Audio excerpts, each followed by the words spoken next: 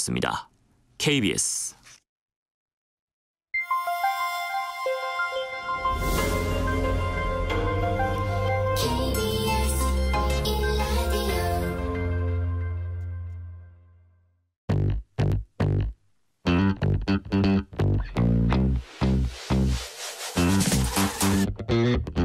KBS 1라디오 뉴스레터 K.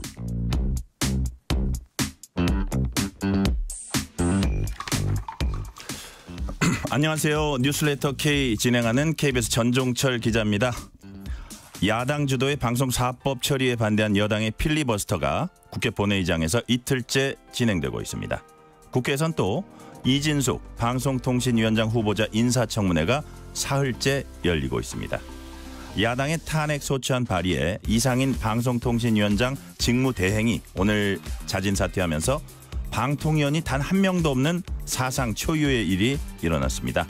관련 내용 포함한 정치 현안들 정치 토크 코너에서 조목조목 짚어봅니다. 한국 복싱의 전설 하면 누가 떠오르십니까? 1977년 사전 5기의 신화를 남긴 홍수환 선수가 얼마 전 대통령 특사로 파나마를 방문하고 돌아왔습니다. 홍수환 한국권투위원회 명예회장 잠시 뒤에 만나봅니다. 문자 샵 9730 짧은 문자 50원 긴 문자는 100원 어플리케이션 콩으로 보내시면 무료입니다. 유튜브 KBS 1라디오 계정 채팅으로도 얘기 나누실 수 있습니다. 문자 보내주시면 추첨을 통해서 커피 쿠폰 보내드릴 테니까요. 여러분의 이야기도 많이 들려주세요. 뉴스레터 K 지금부터 시작합니다.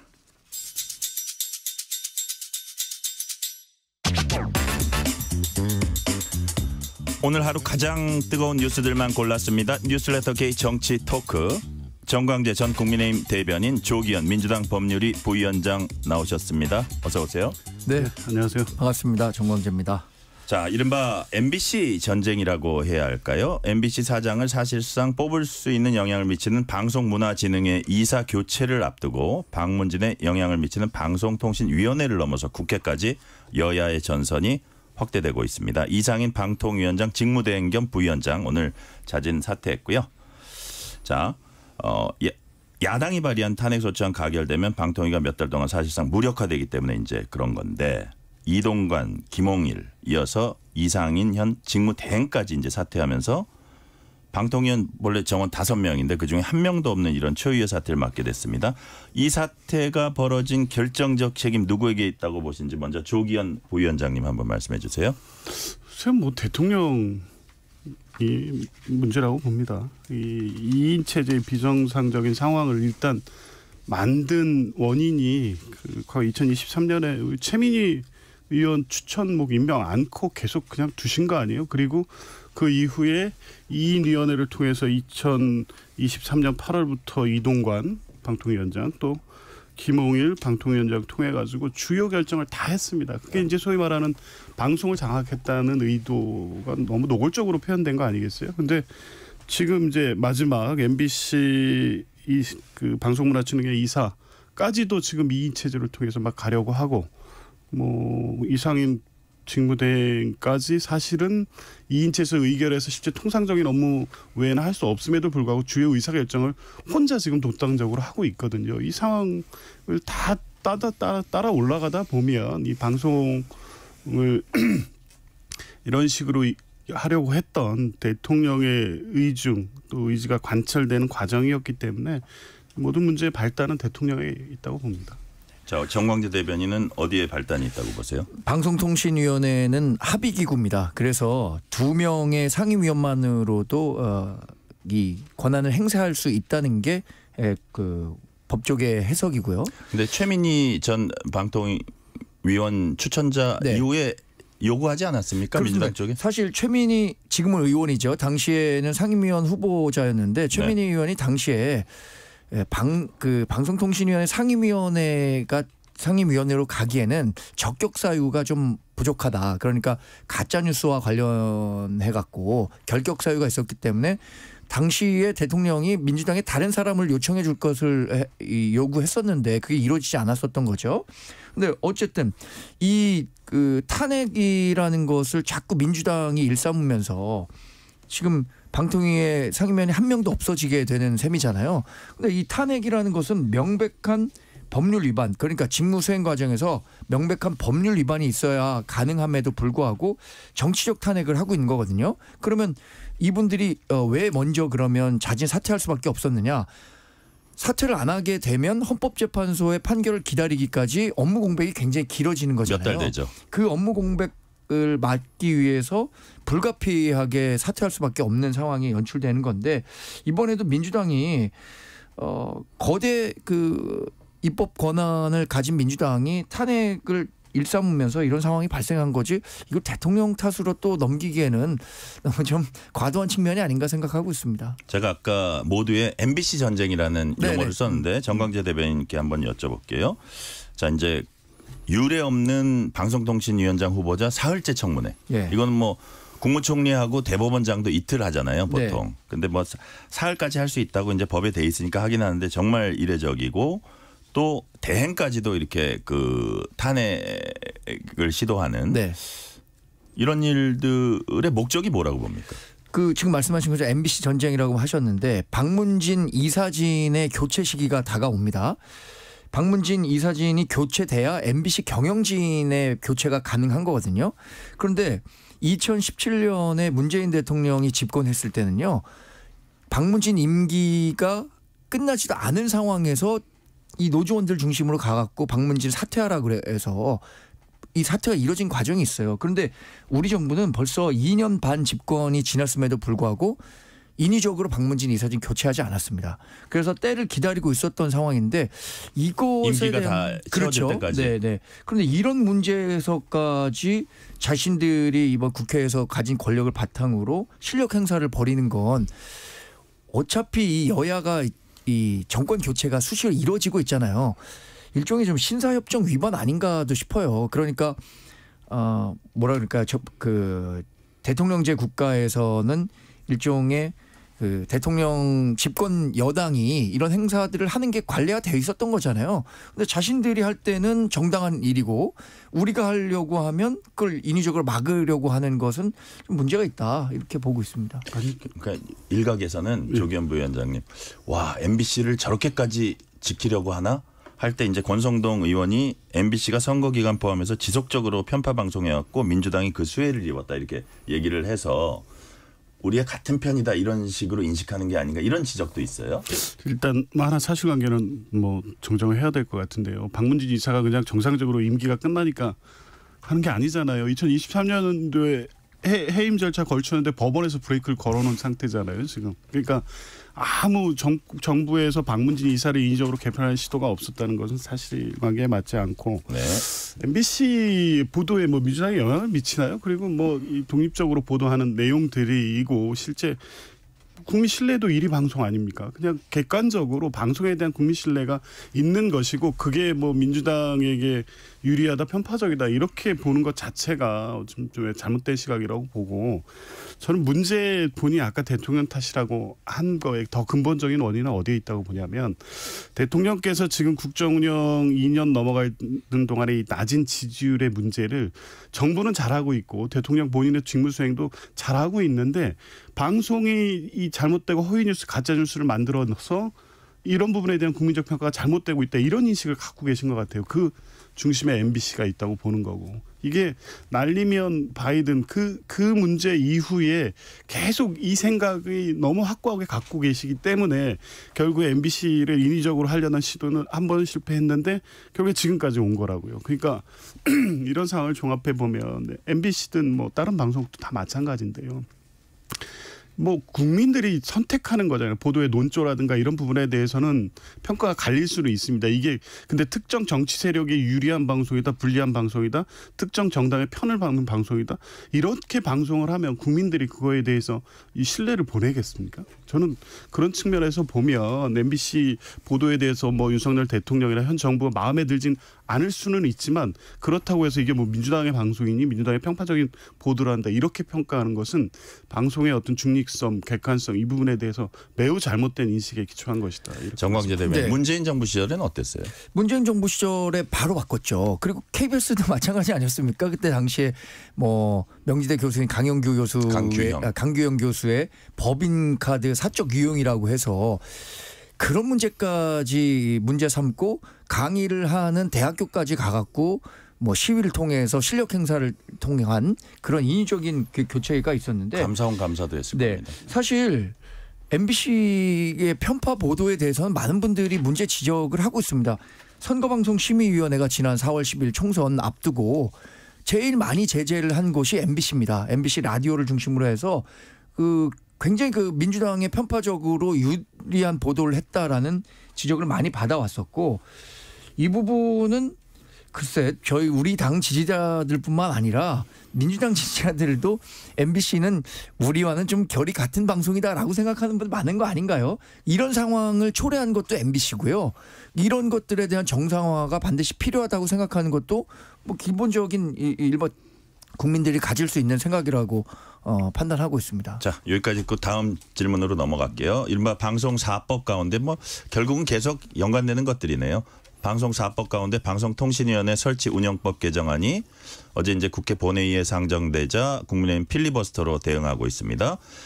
오후 5시 32분에 시작돼서 이제 24시간 후에 강제 종결이 이제 가능하잖아요. 그래서 그때 이제 표결 진행될 것 같고 다른 법안에 대해서는 또 그렇게 시작되는 거죠. 절차가 어떻게 됩니까, 조기현 부위원장님?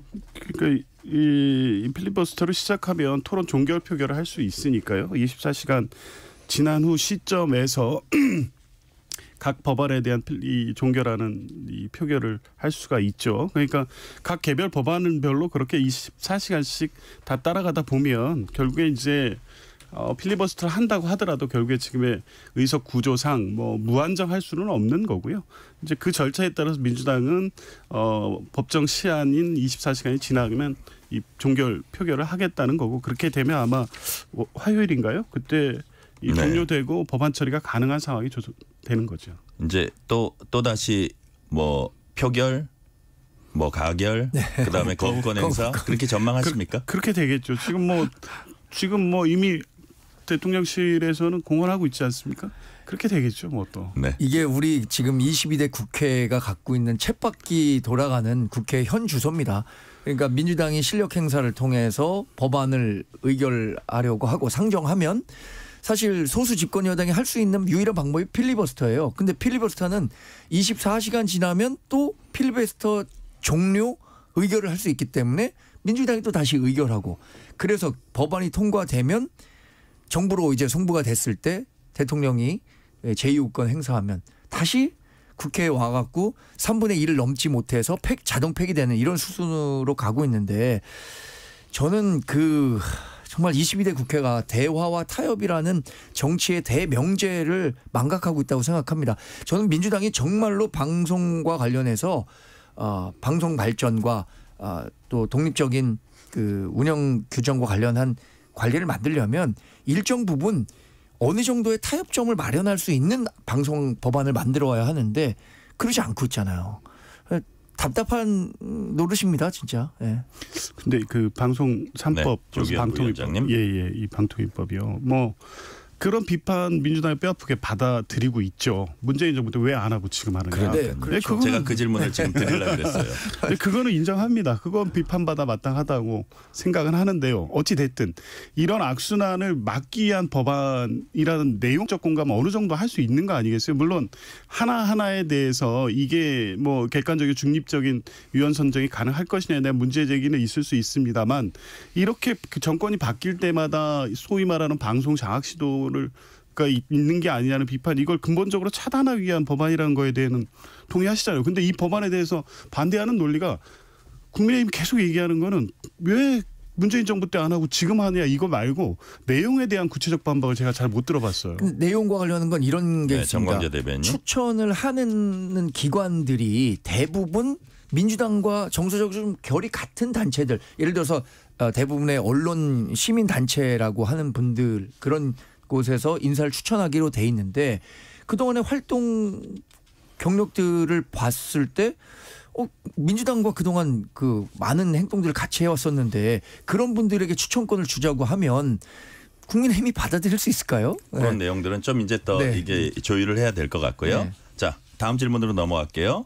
어제 국회 본회의에서 재표결에 붙여진 해병대원 특검법 여권에서 일부 이탈표가 나왔습니다. 제사의원 3분의 2에는 미치지 못해서 폐기 수순 밟게 됐는데 조기현 부위원장님 8월에 다시 다른 내용으로 또 발의를 할 계획인가 보죠? 그렇습니다. 뭐 당의 공수처위원들 입장을 언론에 인터뷰도 하셨던데 네. 10번이고 100번이고 하겠다는 겁니다. 그래요. 왜냐하면 진상규명이 필요함에도 불구하고 이 근본적으로 그 진상규명을 위한 이 법 자체를 지금 출발도 못하게 하고 있기 네네. 때문에 결국에 이 상태로 이미 뭐 경북 경찰청 수사 결과가 과연 그걸 받아들일 수 있는 국민이 얼마나 되겠습니까? 지금 공수처가 수사하는 내용도 보면 이미 이 도이치 그러니까 청탁 관련해서 외압과 관련돼 있는 인사에 대해 변호인을 했던 분이 수사검사가 돼서 회피가 이루어지지 않았습니까? 지금 공수처 지지부진한 데다가 공정성에 지금 문제가 발생한 상황이거든요. 결국 이런 상황이면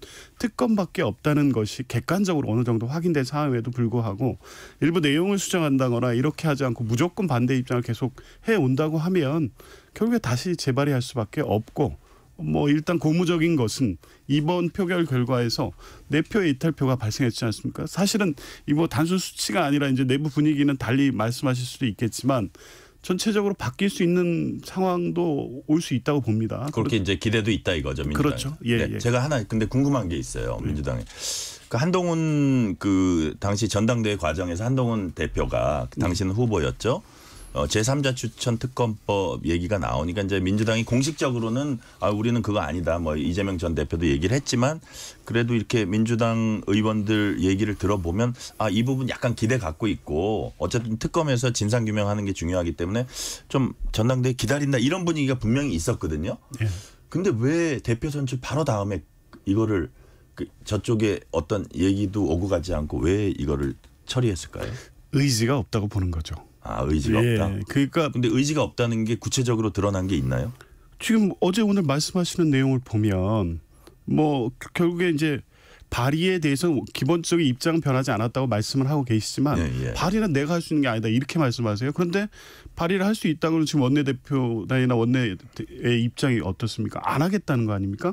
3자 추천이든 뭐든 안 하겠다는 겁니다. 또 이번에 장동혁 최고위원 대표 한동훈 대표님하고 뭐 핵심적인 관계인데 이분은 아예 이제 언론 인터뷰를 통해서 분명히 말씀하시더라고요. 특검은 뭐 3자 추천이든 뭐든 할 의사가 없고 이미 실익 자체가 없어졌다. 그러니까 한동훈 대표의 입장이든 장동혁 최고위원이 밝힌 입장이든 보면 3자 추천이든 뭐든 특검을 하겠다는 의사가 없다는 게 어느 정도 명확해졌다고 봐요. 근데 한동훈 새 대표는 그 입장에는 변함이 없고 네. 단지 민주당에 추진하는 저런 내용의 특검법은 분명히 반대한다 그런 거 아닌가요? 네, 맞습니다. 제가 얼마 전에도 뭐 한동훈 대표의 의지를 직접 확인했는데 그 내용은 그렇습니다. 자신의 입장은 전혀 변한 것이 없고 민주당이 추천하는 그러니까 야당이 추천하는 특검법안에 대해서는 절대 찬성할 수 어떤 없지만 목적을 정해놓은 듯한. 네, 그것에 대한 기본적인 입장 전함에 변함이 없다라고 강조하셨고 또 하나는 그런데 자기가 이번에 당 대표가 되기는 했지만 원내에서 일어난 일에 대해서 당내 당 대표가 됐다고 해서 내가 지시한다고 당이 전체가 일사불란하게 움직일 수는 없는 거잖아요. 그것도 민주정당에서. 원칙적인 얘기를 한 거다. 네, 그 부분에 대해서 원칙적인 얘기를 했기 때문에 근데 또 민주당에서는 그걸 좀 의심할 수 있다 네, 이거죠. 자신- 떠넘기는 갖고 있는 권한 내에서 설득 작업을 통해서 제3자 특검법안에 대한 공감대를 확산시키겠다는 명확한 의지는 갖고 있는데 그러니까 그거는 이제 당내 분란은 최대한 차단하겠다는 의지도 네, 아마 담겨 있을 그렇습니다. 거예요. 근데 저는 이재명 지금 당대표 후보가 자신들만이 하는 특검법안이 정의롭다라고 하는 것은 굉장히 오만하고 독선적인 것 아닌가요? 자신들만의 특검이 정의롭다. 그럼 다른 사람들이 특검 주장하는 것은 정의롭지 못한 건가요? 근데 국민의힘에서는 좀 이게 약간 무리한 내용이 있다고 네, 보시는 무리한 건가요? 내용이 있기 때문에 그 무리한 내용에 대해서 일부 조율을 통해서 특검 저는 가능할 거라고 보는데 민주당이 아예 대화의 창구를 닫아버리고 지금보다 더 강화된 특검법을 내놓겠다라고 한다면 우리 당에서 선뜻 합의를 할 수가 없는 거고요. 조기현 부위원 또 하나 이탈표와 관련해서 뭐 4표가 나왔다. 뭐 한 표가 기권표라고 하는데 오늘 당에서 추경호 원내대표가 얘기했습니다. 이게 내용을 알고 보니까 이탈표라고 보기보다는 단순한 좀 기표 과정에서의 실수가 성격이 강했다. 그래서 이탈표로 보지 않는다라는 설명을 했다는 것도 첨부해서 말씀드립니다. 조기현 부위원장님, 그러니까 박찬대 원내대표가 뭐 대표 직무대행이죠. 싹수가 노랗다. 새빨간 거짓말 이런 원색적인 표현 써가면서 이제 막 취임한 상대당 대표 이제 비난했는데 그런 것도 의지가 없다는 거를 이제 나름 판단했다 뭐 이런 뜻인가요? 그렇죠. 한동훈 대표께서 출마 선언할 때의 입장은 이 추천권의 문제 때문에 요거를 한 수정안을 제의했다는 내용을 넘어서 특검을 안 할 수가 없다는 거에 방점이 찍혀 있습니다. 국민들이 이 상황에서 지금 그대로 받아들이겠냐. 진상규명을 위해서 특검을 해야 된다.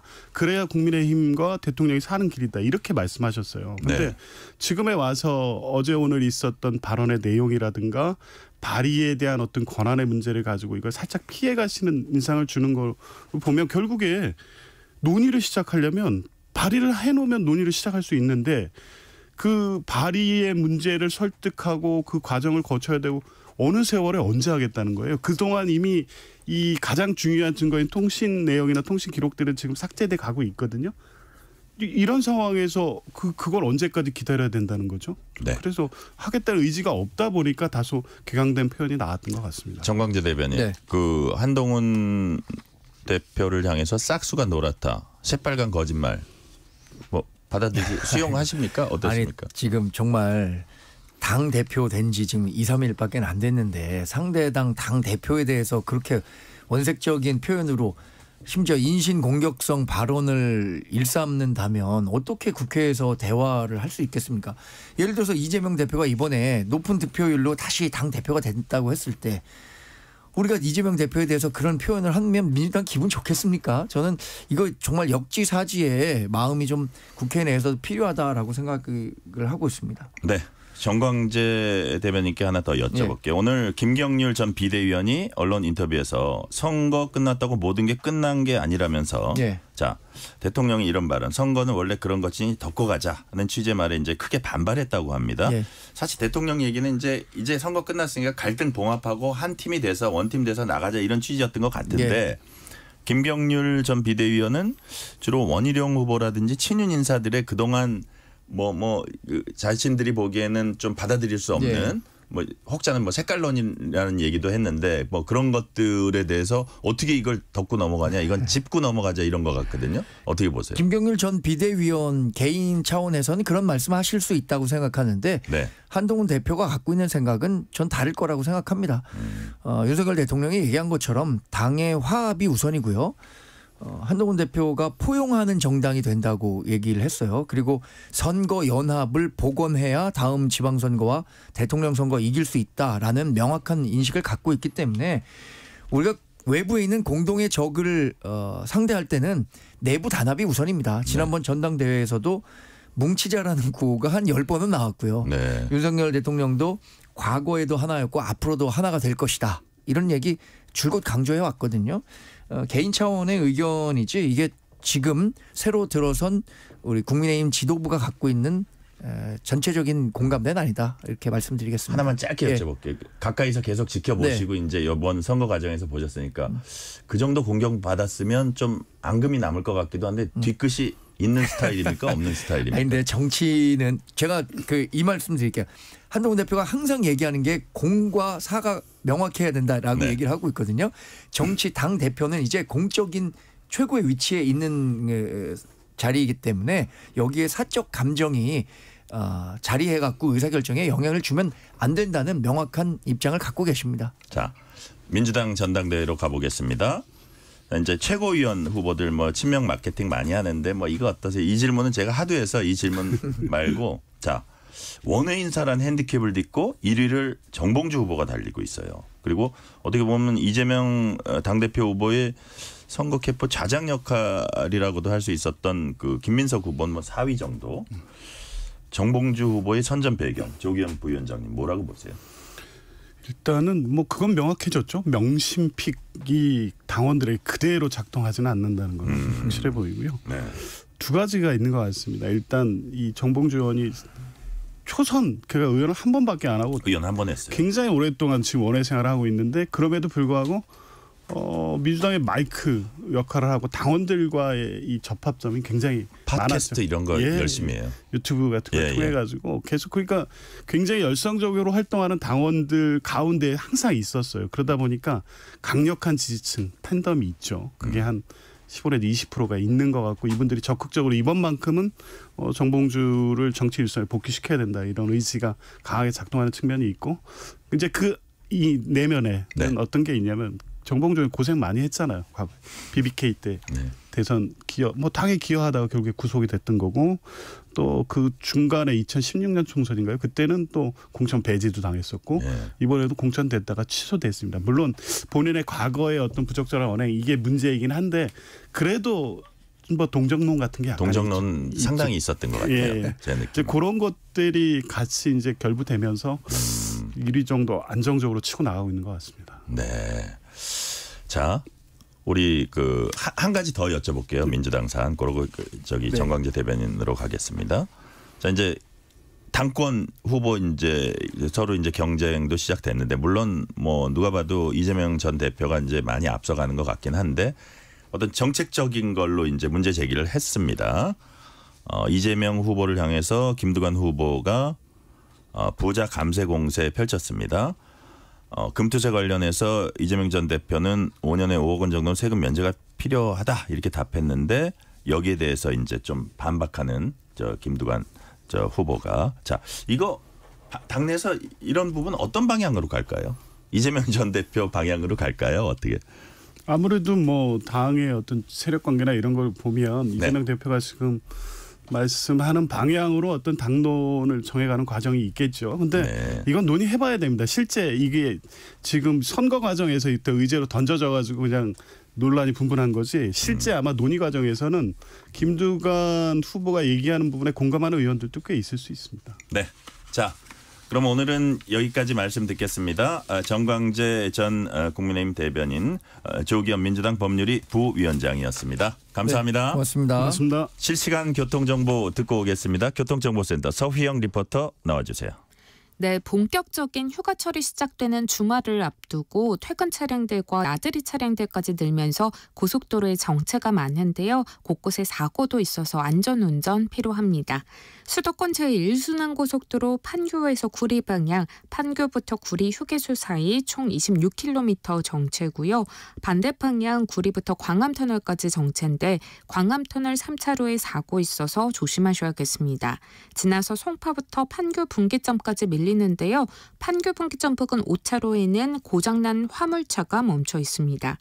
경기 서쪽은 일산에서 판교 쪽 김포요금소에 사고 있습니다. 자유로부터 여파를 받아서요. 송내까지 흐름이 답답하고요. 반대 방향도 조남분기점에서 송내 사이 속도 더딥니다. 경부고속도로 충청권에서 밀립니다. 서울 방향 옥산 분기점에서 안성 분기점까지, 부산 쪽도 천안에서 천안 휴게소까지 긴 구간 흐름이 답답하고요. 이후 노포 분기점 부근 3차로에는 고장난 승용차가 서 있어서 일대 정체입니다. 영동고속도로 인천 쪽은 덕평에서 양지터널까지 밀리고요. 신갈분기점에서 영동선 시점 사이 총 21km 정체고 반대 강릉 쪽도 반월터널과 용인에서 교통량 많습니다. 대구 부산고속도로 부산 쪽 상동 1터널 입구 부근에 발생한 추돌 사고로 대포천교부터 정체입니다. KBS 교통정보센터였습니다. 퇴근길 당신과 함께 읽는 세상 이야기 KBS 1라디오 뉴스레터 K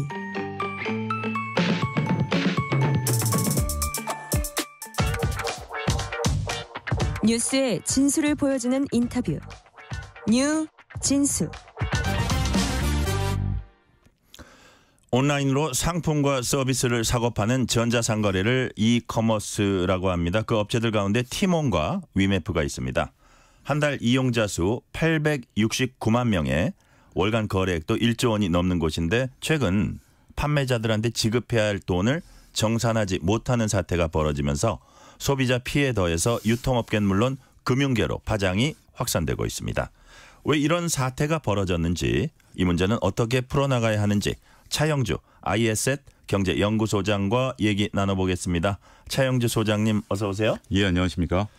자, 수많은 소비자들이 휴가철 여행 계획은 물론 각종 공연, 물품 구입까지 했던 곳이 바로 티몬과 위메프입니다. 때문에 이번 사태는 티메프 대란이라고 부르는 사람들도 있더라고요. 자, 생소한 분들을 위해서 설명이 필요할 것 같은데, 혹자는 오프라인 백화점처럼 업체들이 사이버 공간에 입주한 뭐 온라인 쇼핑몰 같은 거다 이런 설명도 하는데, 이들 두 업체 어떤 일을 하는 업체인지 잠시 설명을 좀 해주세요. 예, 일단 뭐 티몬과 위메프가 지금 이제 부각이 되고 있는데요. 네. 티몬 같은 경우 우리나라 전자상거래의 4위의 매출을 갖고 있고요. 위메프 같은 경우 이제 5위의 매출을 갖고 있습니다. 네. 근데 여기서 이제 온라인 쇼핑몰이라는 게 굉장히 중요한데요. 원래 이들의 출발은 처음에는 이제 전자상거래 업체였고 할인 쿠폰을 팔다가 네. 이것도 이제 이커머스라 그래서 자신들이 직접 물건을 사서 배송하는 그런 업체였었습니다. 근데 이제 이러다가 아마존이라는 미국의 거대한 플랫폼이 있죠. 그래서 그 모델을 본받아서 이들이 직접 재고나 배송을 하지는 않습니다. 단지 이제 업체들을 입점시켜서, 그러니까 백화점이나 마찬가지죠. 백화점도 물건을 파는 업체들을 입점시켜서 그걸 판매하는 행위처럼 온라인상에서 각종 판매하는 분들을 입점시켜서 그거를 중간에서 이제 하나의 플랫폼에 모아놓는 네. 이러한 역할을 한다라고 이해하시면 될 것 같습니다. 네네. 자, 그런데 사이버 쇼핑몰 운영자가 판매자들에게 지급해야 할 돈을 제때 정산하지 못하면서 이제 문제가 불거졌잖아요. 그렇죠. 소비자가 티몬이나 위메프에서 뭔가 구입하더라도 이게 결제된 금액이 곧바로 판매자한테 가는 구조가 이제 아니었던 것 같은데, 네. 그렇다면 정산 방식이 어떤지 좀 설명을 해 주세요. 소비자가 일단 티몬이나 위메프에서 물건을 살 때 뭐 사는 방법은, 그 결제하는 방법은 여러 가지가 있겠죠. 네. 현금 결제, 신용카드 결제, 뭐 통신사 결제라든지 아니면 상품권이라든지 다양한 것들을 하는데, 이거를 대행해 주는 업체를 피지사라고 합니다. 네. 그러니까 우리가 소위 벤사와 피지사를 구분할 필요가 있는데, 벤사 같은 경우는 단순히 신용카드만, 우리가 이제 음식점 가서 신용카드 긁으면 그게 이제 벤사가 그 결제를 가운데서 도와주는 거거든요. 네. 그런데 이제 이 쇼핑몰은 다양한 결제 수단이 있으니까 이걸 통합해서 해주는 것이 피지사입니다. 그러니까 피지사가 일단 돈을 받아가지고 그거를 이제 플랫폼 업체 티몬이나 위메프한테 주는 거죠. 그러면 티몬과 위메프가 이거를 이제 판매자한테 돈을 줘야 되는데, 이게 이제 즉각 가지 않고 요거를 한 2달 내지 석 달 정도 유예했다가 주는 방식을 그동안 써왔거든요. 근데 그러다가 이제 그게 최근에 삐그덕거리면서 그 결제돼야 될 자금이 들어가지 않고 지금 현재 예상은 이 그 티몬과 위메프의 돈이 거기에서 이제 멈춰서 있는 상태, 이 상태다라고 말씀드릴 수 있겠습니다. 이게 흘러야 되는데 멈춰버렸거든요. 거기서. 예. 자, 이들 이커머스 업체가 거래 2달 후 정산, 지금 네. 말씀해 주셨잖아요. 방식을 택한 이유도 이제 있을 것 같습니다. 예. 그런데 일종의 어음거래 같은 거라 웬만큼 신용이 없으면 이게 지속되기 힘들지 않을까 이런 생각도 그렇습니다. 들거든요. 예. 지급을 보증하는 장치 같은 게 있습니까?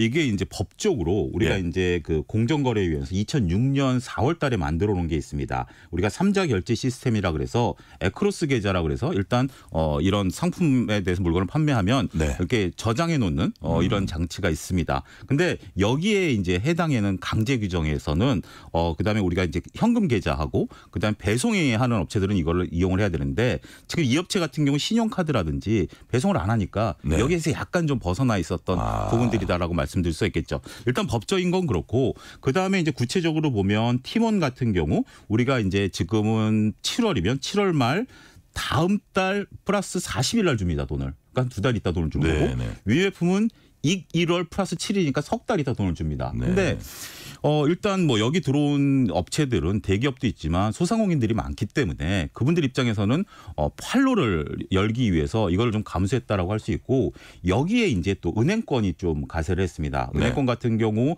소상공인분들이 대출받기 어려운데, 이건 대출이라기보다는 이러한 그 티몬이나 위메프, SSG.com, CJ 오쇼핑 같은 6개 쇼핑몰에서 거래하는 상인분들에 대해서는 은행이 먼저 먼저 돈을 지급합니다. 네. 그리고 이 업체로부터 돈을 받아서 하는 시스템이 있기 때문에 나름대로 소상공인들 입장에서 본다라면 팔로를 할 수 있고 은행을 통해서 물론 이제 약간의 이게 구체적으로 보면 이제 어음이고 어음깡이고 이렇게 뭐 우리가 옛날 용어를 쓸 수 있긴 하겠습니다만 그렇다 하더라도 자금이 도니까 예. 이 부분에 대해서 도움은 되겠네요. 네, 상당히 네. 뭐 그 업체 더군다나 우리나라 굴지 업체들이니까 네. 믿고 거래했던 부분들이 크지 않는가 이렇게 설명드릴 수 있습니다. 그러니까요. 자, 일단 금융감독원 공식 발표에 따르면은 티몬과 위메프 미정산 금액은 1,700억 원 수준입니다. 1차 피해자들은 업체들이고요. 이미 지난 5월 판매는 끝났고 해당 금액 정산받지 못했을 겁니다. 그런데 입점 업체들 피해 규모는 앞으로 눈덩이처럼 불어날 것이다. 이런 예상들을 하던데 이건 무슨 얘기인가요? 그러니까 이제 지금 여기서 이제 피해를 보게 된다라면 소비자도 결국 피해고 네. 입점 업체들을 피해인데 일단 입점 업체들의 한정에서 얘기를 하자면 일단 이게 2달, 석 달 뒤에 결제니까 지금 네. 5월 결제가 삐그덕거린다라는 거죠. 예. 현재 6월, 7월 달에 판매된 거는 아직까지 이제 결제일이 다가오지 않은 거죠. 그러니까 이제 이 부분에 대해서는 불안한 건데 우리가 6, 7월 같은 경우 특히 이제 여행에 대한 부분들을 많이 결제를 하셨지 않습니까? 그렇죠. 예. 얘네들이 여행 상품도 많이 팔았기 때문에 그런 부분들을 보게 된다라면 대략 업계에서 추산하기로는 위메프 같은 경우 한 달에 한 8천 우리가 한 8천만 원, 8천 원 정도. 그다음에 예. 이제 그다음에 위메프 같은 경우 3천 올해까지 이제 있었던 부분들을 놓고 본다라면 일단 매달 한 1,000억씩 이거가 이루어지게 됐다라고 한다라면 예. 6, 7월 달에 이 피해 금액까지 감안하면 더 커지지 않을까? 그렇게 지금 보고 있는 겁니다. 네. 자. 근데 아까 소비자 피해 잠시 예. 말씀하시다 이제 구체적으로 설명은 안 해주셨는데 제가 예. 질문을 드릴게요. 예. 위메프 본사에 수백 명 소비자들이 몰려가서 환불을 요구했다고 해요. 예, 그렇습니다. 자, 카드 업계에서 티몬과 위메프 거래 관련 환불을 막았는데도 불구하고 예. 해당 쇼핑몰 온라인상에서 환불 처리가 된 것처럼 나타나는 전산상 오류도 또 있었다고 예. 하는데 여하튼 소비자들이 본사를 왜 몰려간 겁니까? 그러니까 이제 그 소비자들이 이제 구매한 업체들이 네. 이제 예를 들어서 뭐 제가 어떤 여행사한테 상품을 샀다. 그거는 이제 티몬이나 위메프를 통해 산 거지만 저는 그 여행을 가기 위해서 여행 상품을 산 거 아니겠습니까? 네. 그러면 일단 저 같은 경우 그 여행사에 문의를 하겠죠. 그래서 지금 이제 여행사 기준으로 보면 대략적으로 7월 달까지 여행에 대해서는 진행을 하겠다. 네. 근데 8월부터는 이 부분을 진행하는 거가 좀 불투명하다. 그리고 일부 업체들이 또 다른 쪽에 대해서는 우리가 이걸 할 수 없다라고 하니까 네. 그러면 뭐 카드 결제를 했으면 카드 결제를 내가 취소하겠다라고 했는데 이걸 이제 카드 결제를 하려면 소비자가 그 카드 결제를 원한다고 해서 해주는 게 아니라 네. 물건을 산 거기 때문에 법적으로 보면 티몬이나 위메프가 피지사한테 카드 취소를 해줘라라고 얘기를 해야 됩니다. 근데 피지사 입장에서 본다라면 지금 티몬과 위메프가 카드 취소를 하면 그들이 돈을 줘야 되는데 네. 그들이 돈을 줄 수 없을지 모르니까 피지사가 일단 모든 걸 다 막아놨습니다. 그러면서 피지사 입장에서는 어차피 그 결제에 대한 라인은 그 온라인 쇼핑몰하고 있으니까 가서 직접 받아라라고 얘기를 했고 많은 분들이 거기를 가서 일단은 그 환불을 지금 시작을 했다라고 좀 볼 수 있겠죠. 또 가장 먼저 시작한 게 이제 위메프인데요. 위메프 같은 경우 일단 그 환불을 시작해서 오늘 오전까지 공식 집계를 보면 약 한 2천여 분이 환불을 좀 받았다라고 하고 네. 티몬 같은 경우는 오늘부터 이제 조금 환불이 좀 시작됐다라고 해서 일단 이런 부분들에 대해서는 좀 불편하고 안타깝지만 많은 분들이 가서 조금 이것을 이제 진행하고 있다 이렇게 설명을 드릴 수가 근데 있겠습니다. 지금 막 시작됐으니까 지금까지 환불 규모는 좀 미미할 것 같은데 예. 소비자들 제대로 환불 받을 수 있을까요? 일단 지금 뭐 금액 자체에 대해서는 아직 네. 구체적으로 뭐 지금 100% 다 받으시는 것 같아요. 근데 이제는 불편하게 이제 거기를 가야 되고 여러 가지를 해야 되니까 아무래도 시간과 뭐 거리상 이런 것들이 좀 있기 때문에 이런 부분들의 불편함들은 좀 있겠죠. 거기다 뭐 여행이 취소된다든지. 그렇죠. 그렇죠. 이게 작은 일이 아니네요. 예, 여름 휴가를 다 망칠 수도 있는 거죠. 그러니까요.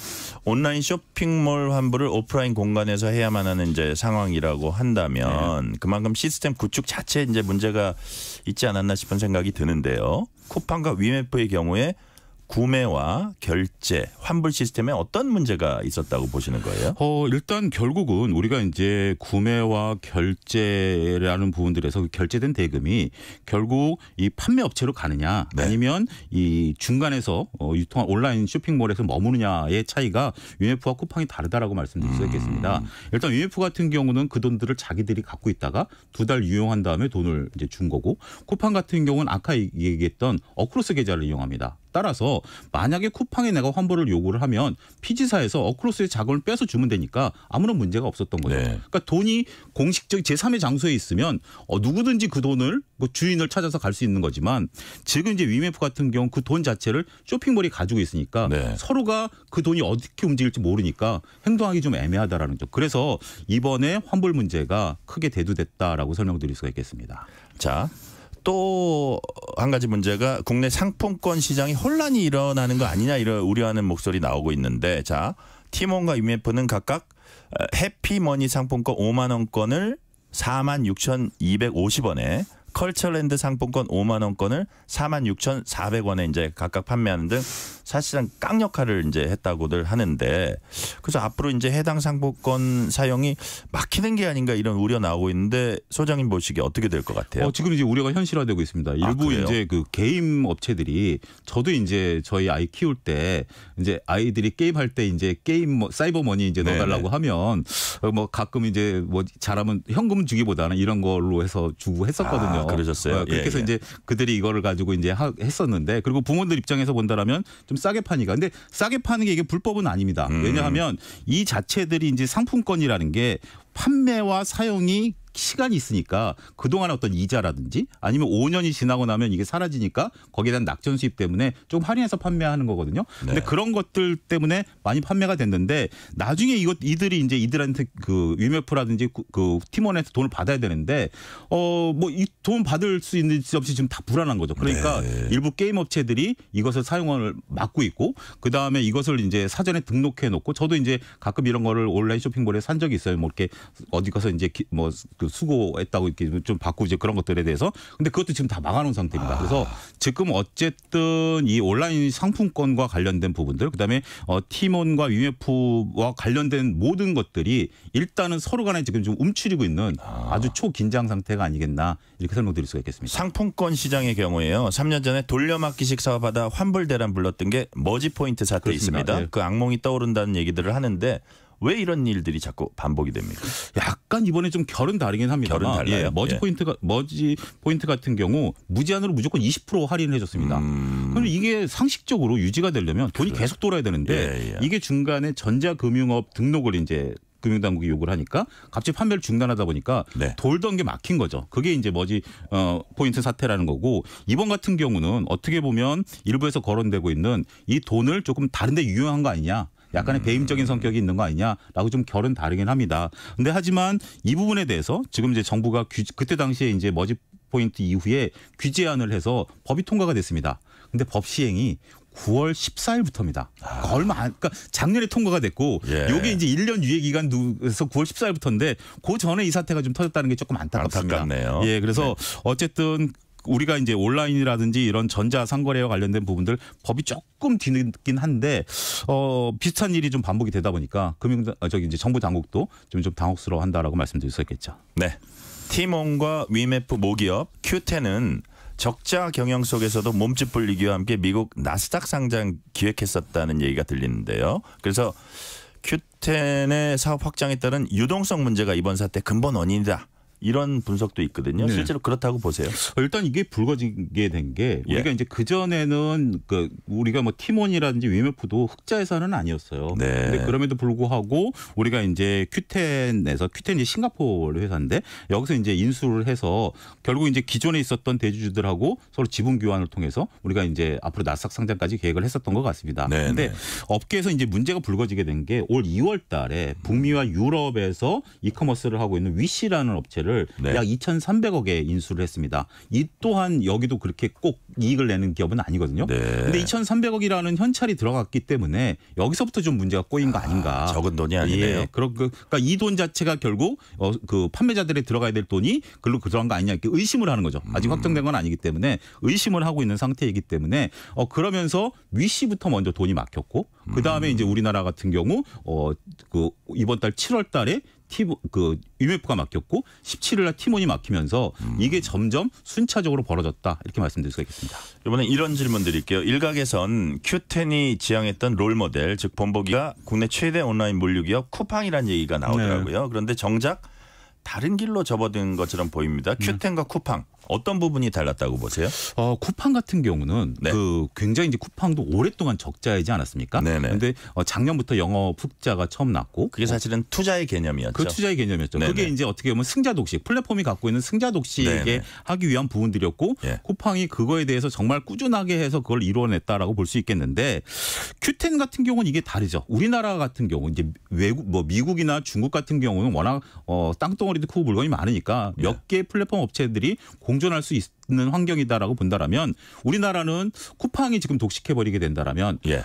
다른 것들은 이제 어려운 거죠. 그렇기 때문에 티몬과 위메프도 적자였고 11번가도 지금 매각 얘기가 나오면서 적자가 나온 거 아니겠습니까? 따라서 어떻게 보면 기준점을 좀 잘못 잡지 않았는가. 그리고 이렇게 하기 위해서 그동안 쿠팡이 쏟아부었던 수많은 돈들에 대한 유동성 네. 이걸 과연 큐텐이 이뤄낼 수 있었을까라는 부분들을 보게 된다라면 자신들의 상황을 보지 않고 그저 잘 나가는 쪽만 봤었던 것이 아닌가 좀 안타깝다라고 말씀드릴 수 있겠습니다. 우리 차영주 소장님이 보시기에 큐텐 측이 확보할 수 있는 유동성 막 어느 정도 된다고 이제 판단하고 계세요? 이게 상당히 지금 많은 분들이 이제 그 궁금해하시는 핵심 그러니까요. 요소인데요. 그런데 이게 지금 재무제표가 공개가 안 돼가지고 특히 티몬 같은 경우는 2023년 재무제표가 4월달에 나와야 되는데 안 나왔어요. 네. 그러니까 이제 이게 비상장이니까. 근데 2022년 걸로 본다라면 대략적으로 우리가 이제 티몬 같은 경우 대략 한 250억 정도 현금성 자산이 있는 것으로 추정을 하는데 이게 이제 매년 1,000억씩 적자니까 이게 지금 있는지도 모르겠고 네. UMF 같은 경우 대략 한 300억 정도 지금 이제 우리가 현금성 자산, 뭐 외출 채권 이런 거 보면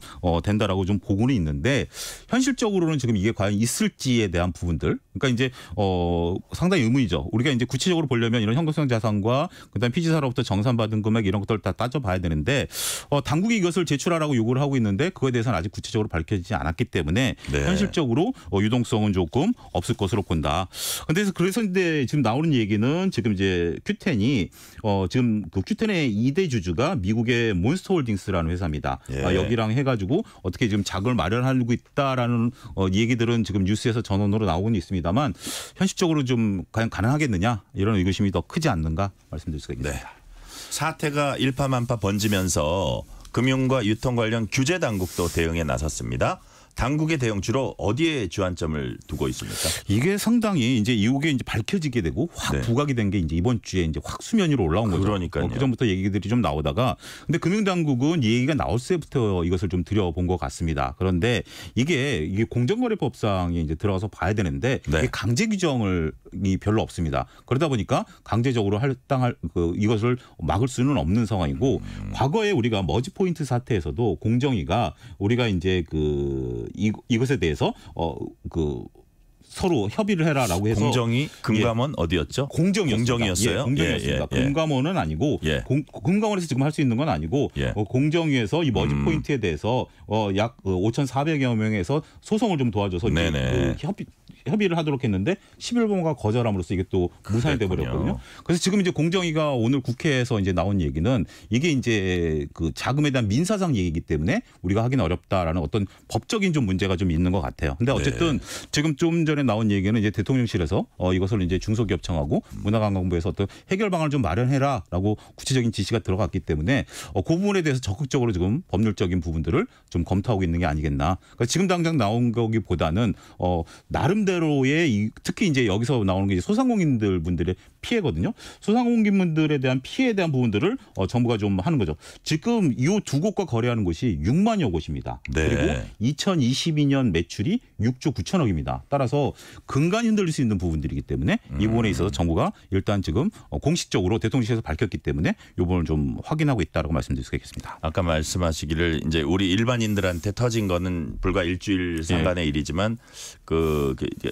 감시 당국이나 금융 당국, 뭐 규제 당국 여기서는 이제 좀 봤을 것 같아요. 주시하고 있었을 것 같은데 약간 늑장 대응이라는 지적도 있어요. 어떻게 보세요?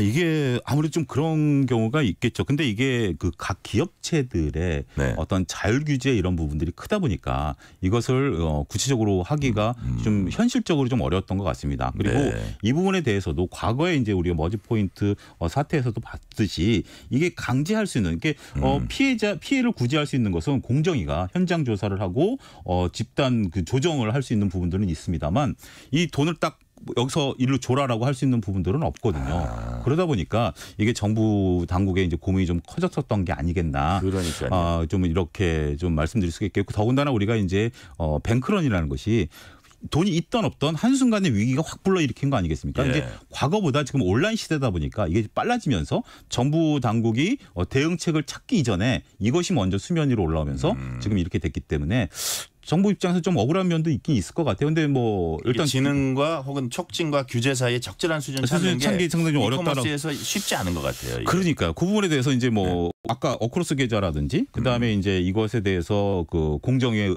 그 규제라든지 아니면 이제 우리가 선불 업체들은 9월부터 하는 법이 있는데 네. 그 전에 터져버리다 보니까 이 부분이 상당히 좀 어렵지 않았나 싶습니다. 네, 이제 시간이 1분 미만으로 남았는데 마지막 질문 드릴게요. 짧게 말씀해 주세요.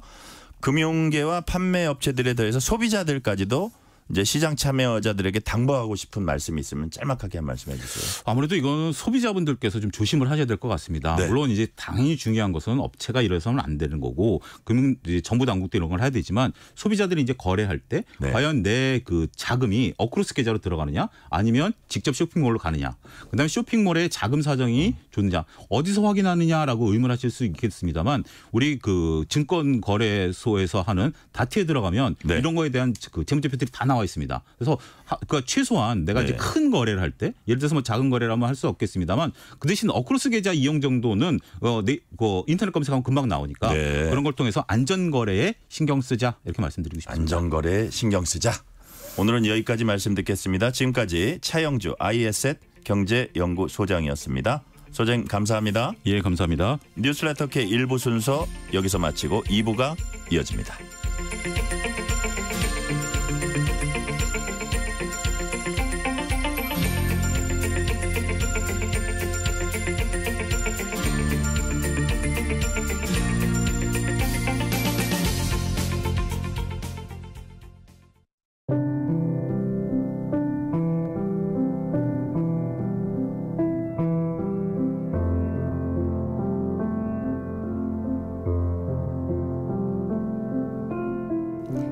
KBS 라디오 연중기획 희망충전 대한민국 596번째 이야기. 안녕하세요. 아나운서 유지원입니다. 11살 민정이는 선천성 희귀 질환인 에이퍼트 증후군을 앓고 있습니다. 태어날 때부터 손가락과 발가락이 서로 엉겨붙어 있었던 민정이. 물건을 잡는 것도 제대로 신발을 신는 것도 혼자 힘으로는 어려웠는데요. 친구들과 함께 피아노도 치고 운동장에서 뛰어놀고도 싶었지만 현실은 그렇지 못했습니다. 수술이 가능하다는 진단에 희망을 품고 기다려온 시간. 하지만 아빠의 사업이 기울며 압류와 불어나는 빚에 민정이의 수술은 점점 더 희미해져만 갑니다. 피아노 선생님이 되고 싶다는 민정이를 품에 안고 미안함의 눈물을 흘리는 아빠. 민정이의 간절한 소망이 이루어질 수 있도록 여러분이 두 손을 꼭 잡아주세요.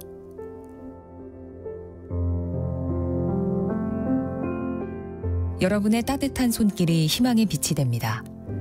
ARS 060-700-1580 060-700-1580 한 통화 3,000원으로 희망을 선물해 주세요. KBS 라디오 연중기획 희망충전 대한민국은 초록우산 어린이재단, 인탑스 주식회사, 그리고 청취자 여러분과 함께합니다. ARS 060-700-1580 한 통화 3,000원입니다.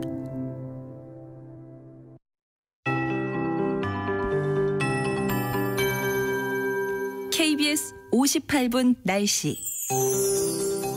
연일 대부분 지역에 폭염경보와 주의보가 발효 중입니다. 오늘도 매우 습하고 더운 날씨가 이어지고 있는데요. 오늘 낮 최고 기온 강원도 정선과 경북 경주가 35도를 넘어섰고요. 서울도 32.7도를 나타냈습니다. 밤사이에도 열기가 식지 못해서 대부분 지역에 열대야가 나타나겠습니다. 내일 아침 기온 서울과 원주, 대전과 대구 26도, 전주 27도, 제주 28도가 예상되고요. 낮 기온은 오늘보다 낮은 지역도 있겠습니다. 없겠지만 습도가 높아서 체감온도가 35도 안팎까지 올라 후텁지근하겠습니다. 내일 낮 기온 서울 31도, 원주 32도, 대전과 전주, 대구가 33도까지 오르겠습니다. 현재 곳곳에는 소나기가 내리고 있습니다. 수도권과 충청 북부에는 돌풍과 벼락을 동반해서 시간당 20-30mm 안팎의 매우 강한 소나기가 지나는 곳이 있는데요. 오늘 밤까지 중부지방과 전북, 경북에는 시간당 30에서 50mm의 매우 강한 소나기가 쏟아질 수 있겠습니다. 또 호우특보가 발효된 전남 남해안과 경남, 제주도에도 비가 오는 곳이 있는데요. 전남과 제주도에는 많게는 150에서 200mm 이상의 폭우가 쏟아지는 곳이 있어서 비 피해 없도록 대비를 잘 해주셔야겠습니다. 현재 기온 서울이 29.3도입니다. KBS 58분 날씨 조하늘입니다.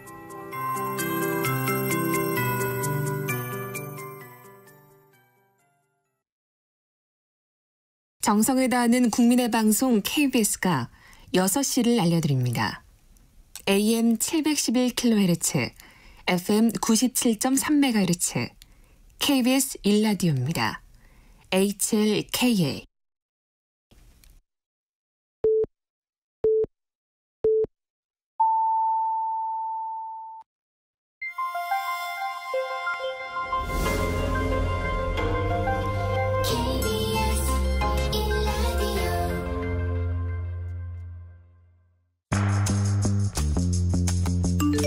여러분은 지금 퇴근길 시사편지 한 장, KBS 1라디오 뉴스레터 K를 듣고 계십니다.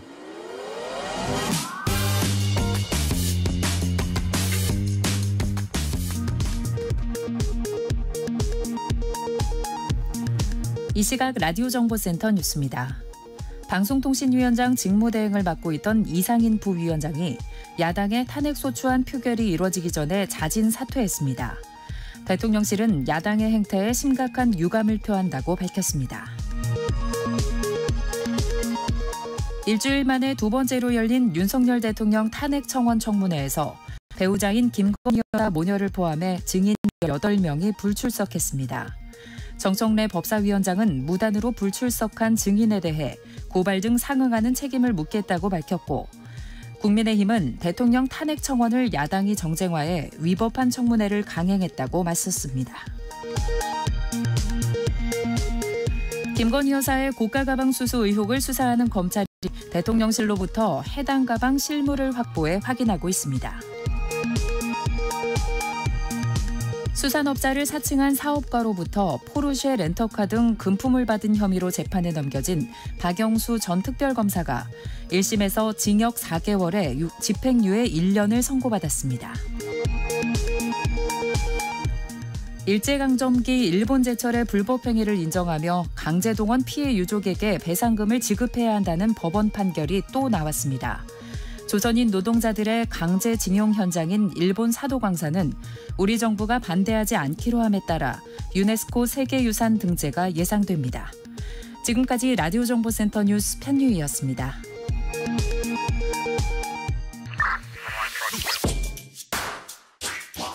뉴스의 진수를 보여주는 인터뷰, 뉴진수.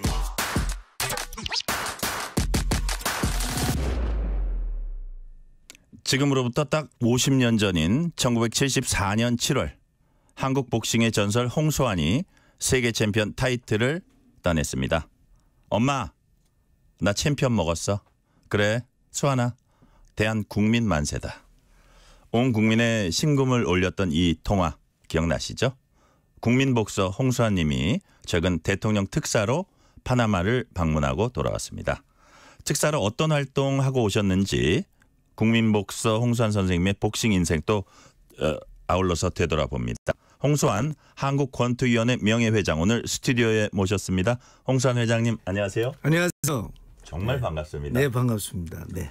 저의 초등학교 시절 영웅이셨어요. 네. 정말로. 예. 자, 어머님 황농선 여사와의 통화 엄마나 챔피언 먹었어. 이 말은 지금까지도 회자되는 정말 모자간 대화의 명언 중에 명언입니다. 벌써 꼭 50년이 지났어요. 네.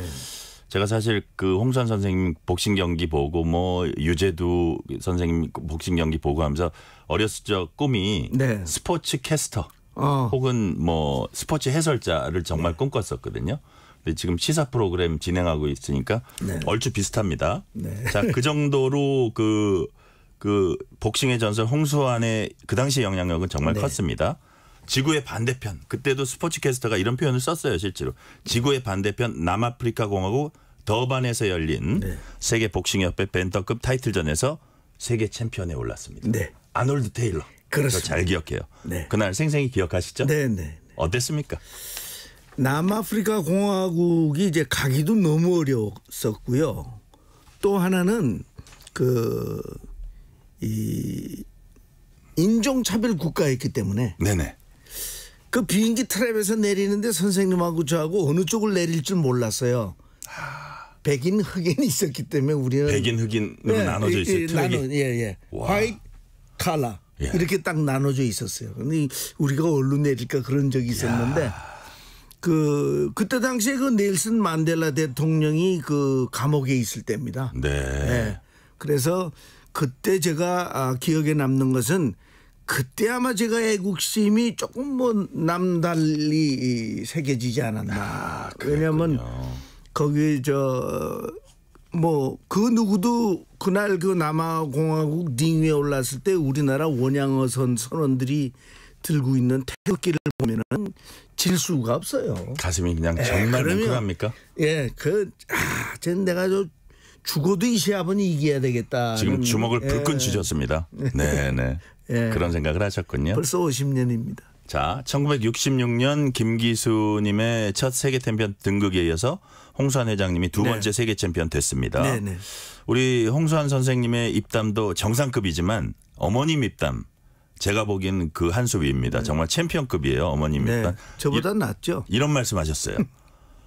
김기수 씨 어머니가 그렇게 부럽더니만 일생 소원 풀었다. 이런 말씀도 하셨어요. 기억나세요? 예, 그럼요.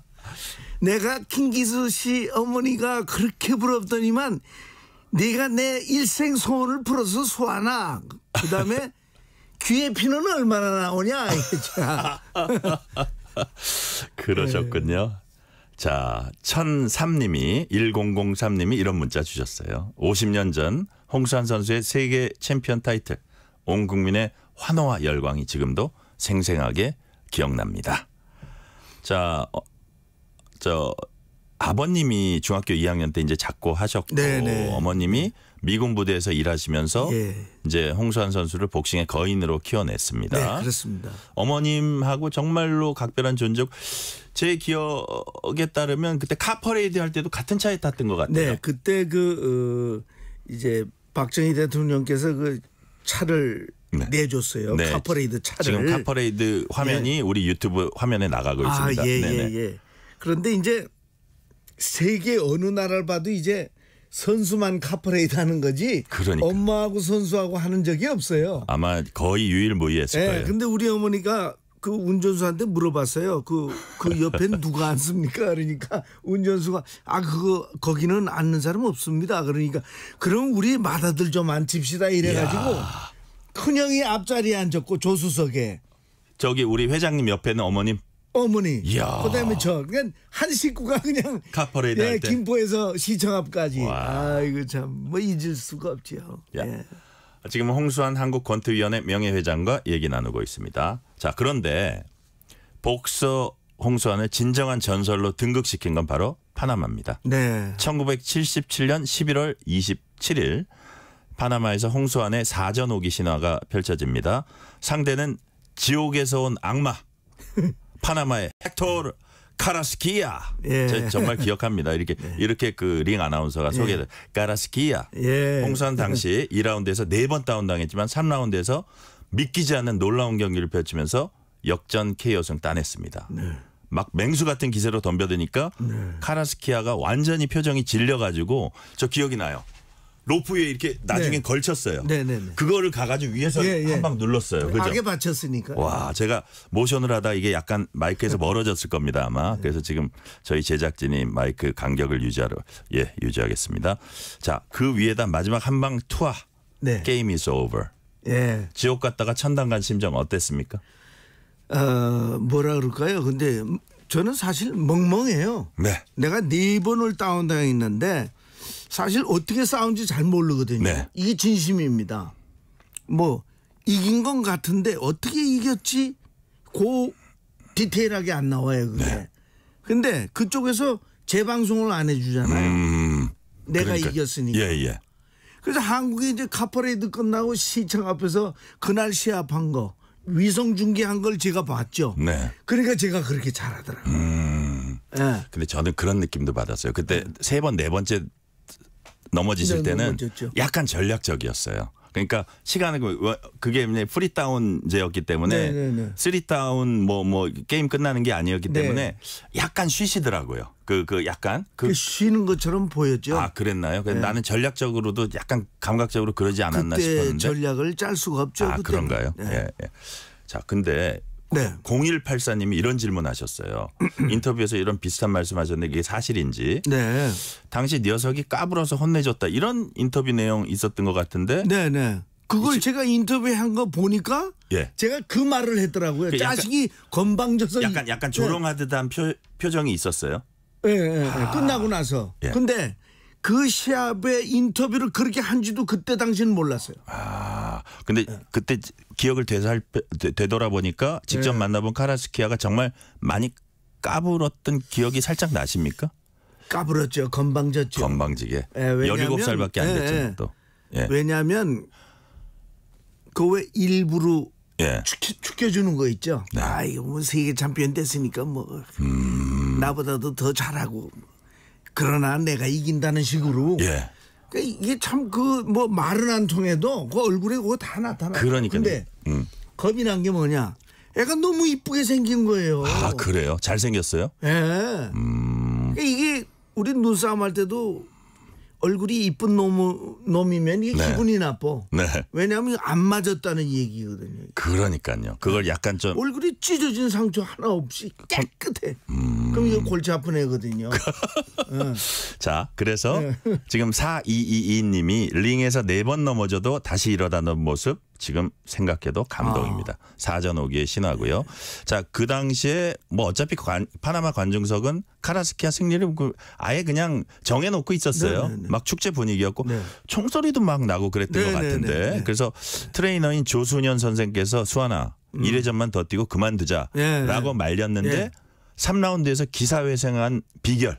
아, 그러니까 이 선생님하고 저하고 네. 그 순간에 뭐 구름이 좀 낀 순간에도 선생님하고 나하고 마음이 맞았다는 거예요. 아, 그랬군요. 수아나 이거 하자. 네 하고 그 명령대로 내가 했으니까 그렇지. 제가 한 3, 4회전 후에 하면 안 될까요? 뭐 이런 제가 그 네. 반항이 없고 그냥 시키는 대로 나는 그냥 한 거죠. 아, 그랬군요. 자, 지금 얘기 나눈 이제 사전 5기 신화 펼쳐진 파나마에 최근 네. 홍수환 명예회장께서 대통령 특사로 이제 방문을 했습니다. 예. 보통 이제 취임식 많이 가는데 역시 이번에도 파나마의 호세 라울 물리노 대통령 취임을 축하하기 위해서 네. 가신 거예요. 네. 가서 어떤 일 하고 오셨습니까? 거기 우리 국토부 장관님도 같이 가셨고 그리고 그 파나마 사람들이 그렇게 우리가 카라스키아를 기억하듯이 네. 거기도 또 저를 기억하거든요. 그러니까요. 거기서 다 이긴 줄 알았는데 그냥 조용하게 한 놈이 한국 홍수환이거든. 그래서 이제 거기 갔는데 제가 볼 때는 이제 그 파나마에 깊이 한국인 그 어를 심었다고도 볼 수 있죠. 그래서 제가 생각할 때는 이 문화적인 교류로 뭐 62년도에 문화 교류를 국교를 맺었습니다마는 그것으로 인해서 혹시 복싱의 로베르토 두란이 네. 카라스키아가 정계에도 있고 다 이러니까 네. 한번 가서 한번 홍수환을 보내보자 그런데 뭐 전 아주 영광이지만은 그 가서 일한 것이 모두 잘 됐습니다. 아, 그래요. 네, 그 뭔가 잘 될 겁니다. 예, 그러니까 가서 취임식 참석한 것뿐만 아니라 다른 어떤 일도 하고 네, 오셨다는 네, 얘기인데, 네, 네. 자 파나마 대통령이 그 물리노 대통령이 복싱 후배라는 얘기도 있던데 복싱 얘기도 하셨습니까? 복싱 후배가 맞나요? 그렇죠. 그 아마 두란의 그 지도를 좀 받았어요. 아, 왜냐하면 그래요? 하여튼 이 파나마는요 지금 세계 챔피언이 없어요. 파나마. 네. 그래도 권투를 좋아하는. 지금도 좋아하는군요. 우리나라가 마치 뭐 좀 세계 챔피언이 있다가 없으니까 뭐 이렇게 식는 게 아니고 항상 익으나 없으나 복싱에 그 사랑하는 열기만큼은 아주 참 배울 게 많다고 봤습니다. 네. 자, 1977년 경기 후 47년 만에 가신 거잖아요. 처음으로. 그렇죠. 네네. 그죠? 네. 자, 근데 바로 본인이 전설을 만든 그 장소로 갔기 때문에 제가 보기엔 감회가 남다르셨을 것 같아요. 네. 47년 만에 찾은 파나마 많이 달라졌습니까?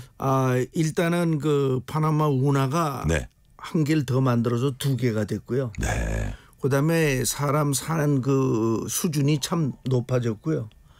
그다음에는 그 치안이 참 좋아요. 좋아졌어요. 네, 그래서 아마 지금 모든 세계 각국 여러분들이 이민 가고 싶은 나라 중에 아마 첫째나 둘째일 겁니다. 그 정도예요? 네네. 와, 그렇게 파나마가 살기가 좋아졌군요. 좋아요. 네. 네네. 자, 77년 4전 5기 경기 맞붙었던 상대 카라스키아도 오랜만에 만나셨다고 들었습니다. 네. 혹시 그때 우리 홍수환 선생님한테 패배 충격으로 그냥 정치적으로 방향 튼 거 아니에요? 저한테 지고 난 다음에 2번의 시합을 더 하고 예. 그다음에 이제 그 한 체급 올려서 도전해 갖고 페드로사라는 선수한테 지는 바람에 이제 은퇴를 했는데 네. 제가 이 KBS의 그 저 도전 지구 탐험대 시간에 네. 제가 파나마를 갔었어요. 그래서 그 도전 지구 탐험대를 우리가 촬영을 같이 했는데 네. 그때의 시의원으로 나갔어요. 그래요? 그걸 제가 그때 당시에 또 이미 만나가지고 같이 화면이 있겠네요. 예. 이야, 예. 인연이 보통 인연이 아니거든요. 그래갖고 시의원에 되고 나서부터 이제 국회의원 나중에 시장도 한 12년 했을 거예요. 그러니까요. 네네네. 자, 6380님이 전설의 홍수환 선수 입담도 참 좋으시네요. 파이팅입니다 하면서 파이팅입니다 이렇게 말씀해 주셨고요. 네, 파이팅. 네. 예. 지금 홍수환 선생님과 말씀 나누고 있습니다. 자, 요번에 가셨을 때 아까 뭐 모든 일이 잘 되셨다 그랬는데 거기 이제 카라스키아전 산미 겔리토 시장 비롯해서 네네. 다른 인사들과도 면담 가져는 뭐 협약이나 이런 거 맺고 온 것도 있으세요? 그거는 뭐 장관님이 알아서 하시는 거고. 예. 그다음에 그 다른 사람들 만난 거는 이제 그 세 개의 주목. 네. 제가 감히 내명함을 못 내밀 로베르토 듀란 선수하고 그 부인까지 와서 돌주먹이잖아요. 돌주먹. 네, 돌주먹. 로베르토 듀란. 그게 참 그 인연이 닿고 그다음에 그 자기가 물리노 대통령은 얼마든지 가까이 할 수 있다. 네. 그게 참 아주 고마웠어요. 자, 47년 만에 대통령 특사로 파나마를 방문하고 돌아오신 홍수환 한국권투위원회 명예회장과 얘기 나누고 있습니다. 자, 많은 사람들이 이제 홍수환 회장님의 성공을 주로 기억하지만 쓰라린 패배를 할 때도 또 여론의 쓴소리 들을 때도 있으셨어요. 자, 정상급 인기 가수였던 가수 오키 씨와의 이제 스캔들, 뭐 이런 말씀드리니까 죄송하지만 어떤 그런 일도 있었는데 괜찮아요. 요즘 저 오키님과는 행복한 하루하루 보내고 잘 살고 있어요. 그러세요? 천상 배필이시네요. 요새 뭐 고마운 사랑이라고 그 뭐 마지막 신곡을 내서 그 여분 뭐 히트하면 한 20년 해 먹어야 된다고 아주 열심히 하고 있어요. 와, 대단하세요. 6824님이 홍수환님, 오키님과 항상 행복하세요. 공장에서 일하고 있는데 인터뷰 들으면서 박수 보내고 있습니다. 감사합니다. 자, 홍수환 회장님, 뭐 유재두님 이런 분들로 인해서 사실 한국 복싱은 최고의 인기 스포츠로 이제 급부상할 수 있었지만 요즘 복싱 인기는 예전 같지 않습니다. 복싱의 매력을 더 알리기 위해서 홍수환 회장님도 유튜브 채널 운영, 강연 등 여러 활동하고 계신데 자, 홍수환 회장님이 생각하는 복싱의 매력 한마디로 딱 한 뭡니까? 인생이죠, 뭐. 복싱은 인생이다. 왜냐하면 복싱 선수로서 가장 갖춰야 될 것이 맷집이 좋아야 돼요. 맷집이 좋아야 돼요. 이 인생에서 우리가 살 때도 쓰러졌다가 일어나야 돼요. 맷집이 좋아야지. 전 그래서 복싱처럼 어려운 게 없어요. 맞아요. 맞아야지, 때려야지, 체중 빼야지. 맞는 것도 잘 맞아야 돼요. 그럼요. 뒤로 제끼면서 맞아야지 들어가다 맞으면 안 되잖아요. 그렇죠. 그러니까 복싱은 인생이다. 참 그 어려움이 많은데 참 그 링에서 고생했던 그것을 가지고 인생을 산다면 어느 인생도 겁나는 게 없습니다. 그러니까요. 네. 복싱은 인생이다. 링에서 그 치열하게 사는 거를 그렇죠. 인생에서도 그대로 살아라. 야, 이제 적어야겠는데요. 지금 방송 중이니까 나중에 적을게요. 자, 사실 한국은 40여 명의 세계 챔피언 배출한 복싱 강국이었습니다. 네. 근데 뭐 프로 복싱도 그렇고 아마추어도 그렇고 요즘 영 맥을 못 쓰고 있어. 일본은 꽤 잘하던데요. 그래서 일본 잘하죠. 지금 한국 복싱 침체 원인이 뭔지 어떻게 하면 반전을 이룰 수 있는지 좀 말씀해 주세요. 여러 가지 이유가 있습니다만은 이제 선수를 키우질 못해요. 그러니까 좋은 그 지도진이 있어야 되고, 예. 그다음에 이제 이 헝그리 정신이 없어요. 예. 저희 같은 경우에는 아마추어에서는 그때 우리나라가 못 살아서 아마추어 때는 막 프로를 건너가서 돈 벌고 싸우고 그랬는데 지금은 아마추어는 뭐 그냥 무슨 대통령배 쟁탈에서 한 번 우승을 해도 지자체에서 8천에서 1억이 나오니까 프로를 건너올 이유가 없죠. 그런데 더 하나 가슴 아픈 거는 똑같은 프로 복싱이고 또 아마추어 복싱이고 예. 또 프로 골프고 아마추어 골프라도 프로 골프도 지금 저 올림픽에 나가서 박인비 선수가 금메달을 차지하는. 그러니까요. 아니 프로 복싱은 왜 대한체육회에 등록이 안 됩니까? 국가에서 조금만 밀어주시면 이거 돼요. 예. 네. 지금 일본 선수가 시스템적인 문제도 있는 거네요. 네, 일본에서 뭐 세계 챔피언이 5명이 있다 손 치더라도 엄청난 선수가 있던데 일본에. 뼈가 좋거든요. 우리 뼈가. 예. 복싱하기에. 네. 그러니까 그것이 이제 너무 눈 밖에 나 있으니까 네. 선배로서는 좀 안타깝죠. 네. 보십시오. 우리 솔직히 아마추어 금메달 3개밖에 더 있습니까? 복싱에. 그러니까요. 연금 나오잖아요. 우리는 프로 복서가 40명이에요. 세계 챔피언이. 예. 연금 한 푼 없어요. 네. 저도 없고. 그것도 잘못된 거다. 유재두도 없고. 예. 다 없습니다. 우리는. 이 방송 끝나고 유재두님 만나러 가신다면서. 네. 아유, 그 자리에 껴야 되는데. 여하튼 자. 국내 복싱 선수와 지도자들에게 늘 기본기 강조하신다고 하셨는데 기본기 네. 왜 중요한 겁니까? 아기가 자라나서 제일 먼저 하는 게 아장아장 걷는 거 아닙니까? 네. 우리는 풋웍을 고쳐야 됩니다. 풋웍. 예. 이 다리 모든 거는 다리가 해결해 주는 거거든요. 복싱의 기본은 다리다. 네. 와. 그러니까 농구나 배구만 빼고. 예. 모든 스포츠 예를 들어서 야구 배트복스에 들어가갖고 깡충 뛰면서 홈런 때리겠어요? 그러니까요. 지면을 자꾸 때려야 홈런이 나오는 거거든요. 지면의 반발력을 이용해가지고. 그렇죠. 예. 그 지면을 차는 그 힘으로 때려야 되는데. 그러니까요. 그게 안 되니까 요새 KO가 안 나와요. 네. 예. 자, 그렇군요. 자, 이매지 오연지 선수가 한국 여자 복싱 사상 최초의 올림픽 메달 노립니다. 네. 올림픽 출전한 한국 선수들 위해서 조언 한 말씀, 격려 한 말씀 해주세요. 제가 선생님한테 배운 뭐 선생님이 야, 마 이거 내 유언이야 이럴 정도로 네네. 소아나 시합하다가 안 풀리지? 예. 완투 쳐라. 완투 스트레이트? 예. 완투 치라는 거예요. 완투 치다 보면 이 해결이 돼요. 아, 그래요? 예, 이거 꼭 우리 후배님들 이 말씀 꼭 들어주셔야 됩니다. 완투 쳐라. 예. 수아나, 잽잽 완투야. 잽잽 완투. 잽잽 완투. 이게 아주 쉬운 이야기 같죠. 이거 하시면 됩니다. 잽잽 완투. 네. 자, 반면에 남자 복싱 너무 부진해요. 네. 거기도 한 말씀 해주세요. 따끔하게 한국 복싱 선수들에게. 아침에 일어나서 뛰세요. 단 한 명도 진출 못했어요. 아침에 일어나서 안 뛰면 권투 접으세요. 아침에 무조건 뛰어야 되는 거예요. 아침에 뛰어야 됩니다. 러닝. 예, 그래야 쉬는 시간 1분 동안에 숨이 다시 돌아옵니다. 네. 자, 복싱을 인생에 비유할 때가 많습니다. 홍수환 선생님은 많은 기업이나 기관들이 러브콜하는 인기 강사시기도 하십니다. 네네. 제 생각엔 그만큼 그 인생에 많은 사연이 묻어 있고 많은 생각을 하셨기 때문에 그게 가능하다고 제가 생각이 되고요. 홍수환 회장님의 책 제목 내 인생에도 한 방은 있다. 와, 내 인생에도 한 방은 있다. 또 이런 책도 있습니다. 링보다 인생이 무섭더라. 네. 이거는 무슨 노래 제목으로 해도 될 것 같아요.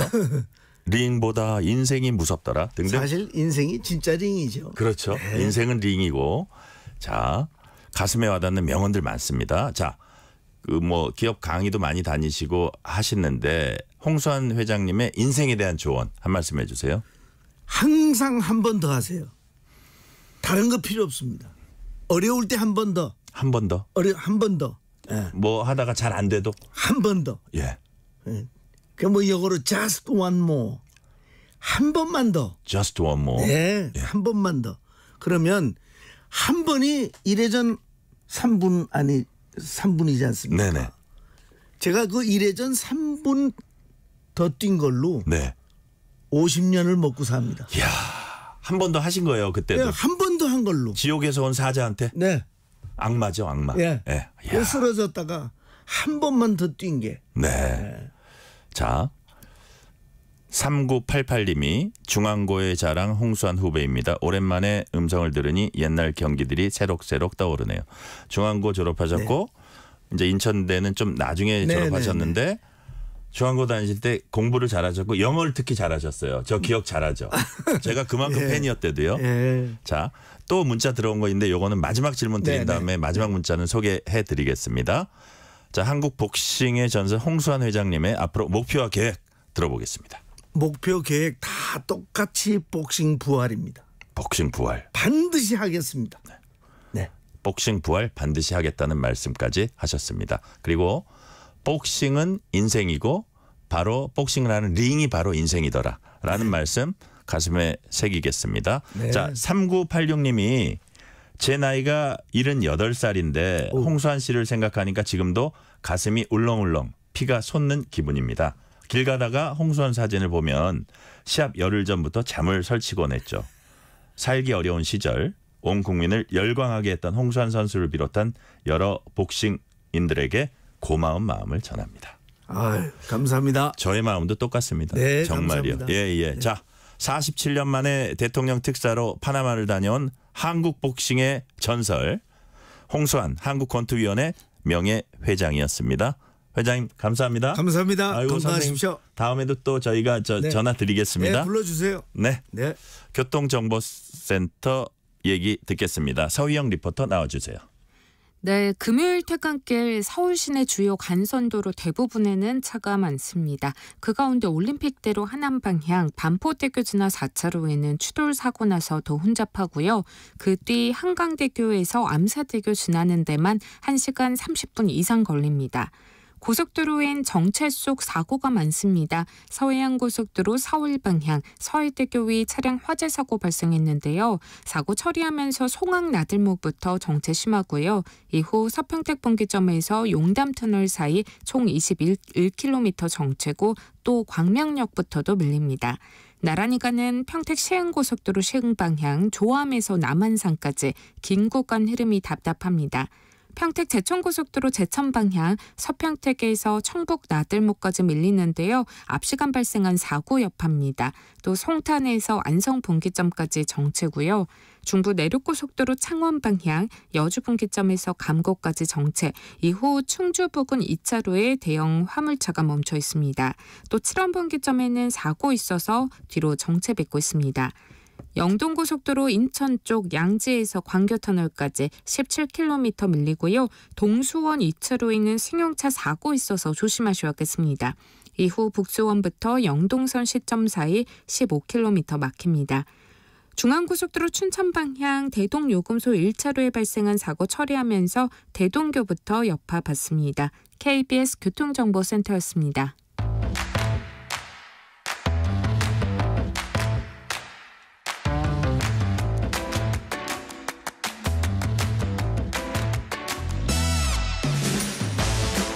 파고 또 파고 골라서 엄선한 뉴스만 전해드립니다. 파파뉴 코너. 오늘은 손지은 서울신문기자 나오셨습니다. 손 기자님 어서 오세요. 네, 안녕하세요. 자, 방송사법에 대한 필리버스터가 어제 오후 시작돼서 지금도 진행이 되고 있습니다. 중간에 표결은 있었겠지만요. 현재 상황 어떻습니까? 네, 민주당이 추진하는 방송사법의 처리를 저지하기 위해서 어제 국민의힘이 첫 번째 법입니다. 이 방송통신위원회법에 대해서 신청한 필리버스터가 24시간 동안 진행이 됐고요. 조금 전인 5시 30분쯤에 표결을 강제로 끝내달라라는 야당 의원들의 동의서에 대한 표결이 있었습니다. 이 국회법에 따라서요. 필리버스터는 이 소수 야당이 합법적으로 의사 진행을 막을 수 있는 장치이지만 토론을 끝내는 강제로 종료하는 표결도 24시간이 지나면 할 수 있습니다. 네. 자, 그래서 이제 하나의 법에 대해서 24시간 필리버스터가 끝났고 종결 표결 마무리가 됐습니다. 자, 그래서 본투표도 이뤄져서요. 해당 법안은 야당 의원들의 단독 처리로 요거는 하나가 끝났습니다. 자, 그리고 곧바로 다시 이제 방송사법의 두 번째 법입니다. 방송법 개정안도 상정이 됐고 곧바로 국민의힘에서 필리버스터를 신청을 해서 첫 번째 주자인 신동욱 국민의힘 의원이 올라가서 의사 진행을 방해하는 필리버스터 발언을 시작을 했습니다.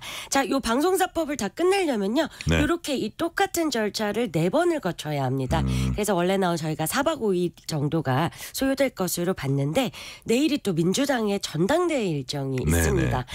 그러면은 필리버스터를 강제 종료하려면 180명이 있어야 하는데 요걸 조금 모으기가 힘들어서 내일은 종결시키지 않고 놔두겠다고 합니다. 그러면 지금 저희가 봤을 때는 5박 6일 어제부터 포함해서 월요일까지 이어져야 4개 법안의 처리가 다 끝날 것으로 보입니다. 그리고 어제 국민의힘 소속의 주호영 부의장은요. 이런 일방적인 의사진행에 동의할 수 없다면서 5박 6일 동안 사회를 보지 않겠다라고 보이콧을 해둔 상황입니다. 자, 그래서 지금 우원식 국회의장과 민주당 소속의 이하경 부의장이 번갈아서 사회를 보고 있는데 오늘은 이 본회의장에 방청온 학생들이 좀 있었습니다. 그래서 이하경 부의장이 학생들을 상대로 이 필리버스터라는 게 뭔지에 대해서 설명을 했고요. 또 당시에 발언자가 국민의힘의 이제 비례대표고 탈북자 출신의 공학도인 박충건 의원이 나는 어떻게 국회의원이 됐고 내가 지금 어떤 발언을 하고 있다 이런 것을 설명하고 방청석에서 학생들이 대답하는 장면이 나오기도 했습니다. 자, 그리고 요 며칠 전에 당선된 한동훈 국민의힘 대표는요. 원외당 대표 국회의원이 아니기 때문에 본회의장 안에 들어갈 수 없습니다. 그래서 오늘 본회의장 요 옆에 마련된 휴식 공간을 찾아서 국민의힘 의원들을 격려하기도 했습니다. 네. 국회 법제사법위원회는 윤석열 대통령 탄핵 청원 2차 청문회 열었습니다. 상황은 어땠는지 어떤 얘기들 오갔습니까? 네, 지난주에는 최상병 사건 수사외압 의혹을 가지고 이 청문회를 한번 열었었고요. 오늘은 김건희 여사의 주가 조작 의혹 그리고 명품 가방 수수 논란 등을 주제로 탄핵 청원 2차 청문회가 진행이 됐습니다.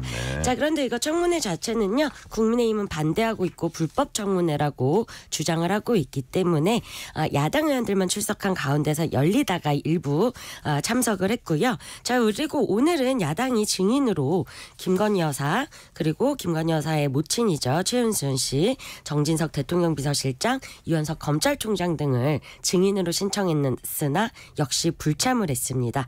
법적 조치를 하겠다라고 야당에서는 규탄이 나왔고요.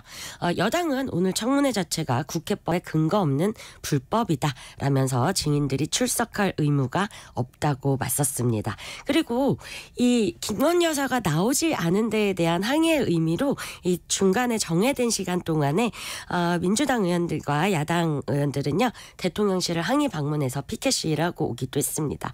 자, 그리고 김건희 여사에게 이 가방을 전한 최재형 목사는 오늘 출석을 했고요.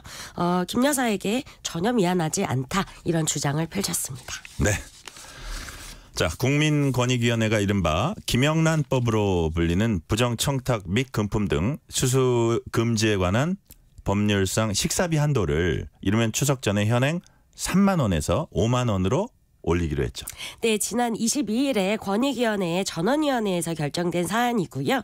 이 청탁금지법상 음식물의 가액 범위가 기존에 3만 원이었는데 이게 좀 요즘 물가에 맞지 않다 이런 지적들이 있었습니다. 그래서 5만 원으로 올리는 내용의 이 시행령 개정안을 확정을 했습니다. 그런데 아직 이제 국무회의 등 의결 절차가 남았기 때문에요. 지금 당장은 아닙니다. 얼마 좀 더 기다리셔야 하고요. 현행 공직자, 언론인 그리고 사립학교 교직원 등 은 금품 수수가 원칙적으로 금지가 돼 있습니다. 그렇지만 이 음식물에 관해서는 뭐 3만 원 이하의 음식물 정도는 허용이 됐는데 요 예외적 수수 금액이 5만 원으로 오르게 된 겁니다. 네. 자, 여권에선 농수산물과 농수산 가공품 선물 가액을 늘려달라 이런 요구도 계속 나왔습니다. 뭐 어떤 그 현지에 있는 뭐 농민들이나 어민들 뭐 생각을 하는 건데요. 그런데 이번에 선물 가액 조정은 포함이 안 됐죠. 네, 권익위의 시행령 조정에서는 포함이 되지 않았습니다. 네. 여권에서는 현행 15만 원을 최대 30만 원으로 올려서 좀 현실화해달라는 요구가 있고요. 네. 요거는 국민의힘뿐만이 아니라 예전에 문재인 정부 시절에는 당시 여당이었던 민주당도 늘 이 상향하는 부분에 대해서는 고민을 해왔습니다. 이게 선물 가액이 좀 규제가 과도하다라는 생산자들의 요구가 계속 있었습니다. 네. 그리고 이제 내수 경제 진작 효과를 노려볼 수 있기 때문에 좀 올려달라 이렇게 논의가 되고 있는 거고요. 자, 그런데 현재 청탁금지법도요. 설날, 추석 이렇게 1년 2번 명절 기간에는 선물 가액 한도를 2배를 허용을 해줍니다. 네, 맞습니다. 그런데 이게 법에는 명절에는 2배로 한다라고 돼 있고 원래 평소에 얼마까지가 상향인지는 시행령에 돼 있습니다. 그래서 만약에 지금 요거를 법을 고치지 않은 상태에서 이 금액만 30만 원으로 평시에 올려두면은 네. 명절에는 60만 원이 되는 겁니다. 사실 이거는 국민정서상 60만 원짜리 명절 선물을 60만 원 선물? 네, 주고받는다는 것은 좀 수기가 필요하기 때문에 네. 요거는 국회에서 입법을 통해서 고치든가 아니면 국민의힘에서는 아예 명절이나 추석에 2배를 두는 예외 조항을 두지 말고 1년 내내 평시로 30만 원으로 바꾸자라는 이런 입법도 추진하고 있습니다. 그런데 요거는 민주당의 동의 없이는 현재 국회 의석구조상으로는 여당이 할 수 없는 일이고요. 그런데 민주당에서는 청탁금지법 고치는 것 중에 최우선 과제로 이 공직자 배우자의 처벌 대상 포함하는 것을 두고 있어서 논의가 쉽지는 않을 것으로 보입니다. 주안점이 다르네요. 네, 맞습니다. 자, 그런데 우리가 김영란법이라는 법을 만들 때 기대했던 효과가 제대로 나고 있는지에 대해선 여전히 평가가 엇갈립니다. 어떻게 보세요? 네, 이제 우리가 예전에는 김영란법이라는 이름을 더 많이 썼었는데 요즘은 네. 청탁금지법을 더 많이 씁니다. 2010년에 건설업자에게 향응과 돈을 받은 스폰서 검사가 있었습니다. 네. 특히 이제 변호사에게 벤츠를 받아서 저희들이 벤츠 여검사다 이렇게 그렇죠. 불렀었죠. 예. 그런데 이게 대가성 없이 연인 관계이기 때문에 아무 죄가 없다. 이 물품의 대가성이 입증되지 않는다면서 다 무죄가 나서 이게 맞느냐? 우리 공직사회가 새로운 시스템을 마련해야 한다라면서 당시에 국민권익위원장이었던 김영란 위원장의 이름을 따서 김영란법이 추진이 된 겁니다. 자, 그런데 이제 국회 논의를 거치면서 당시에는 국회의원의 이해충돌 방지가 빠지는 등 조금씩 이제 법안에 구멍들이 있었고요. 네. 자, 그리고 이게 공직자의 부패를 방지한다는 의미보다 전 국민을 잠재적인 범죄자 3만 원짜리 식사 아니면 또 학교에서 선생님들에게 주는 뭐 음료 한 잔 이런 것들이 문제가 되는 것 아니냐라면서 우려가 많았고요. 그렇지만 이제 헌법재판소에서도 2016년에 요게 우리 헌법 취지에 맞다라는 결론이 났고요. 지금 이제 시행 10년 차 돼가고 있습니다. 네, 자 그렇군요.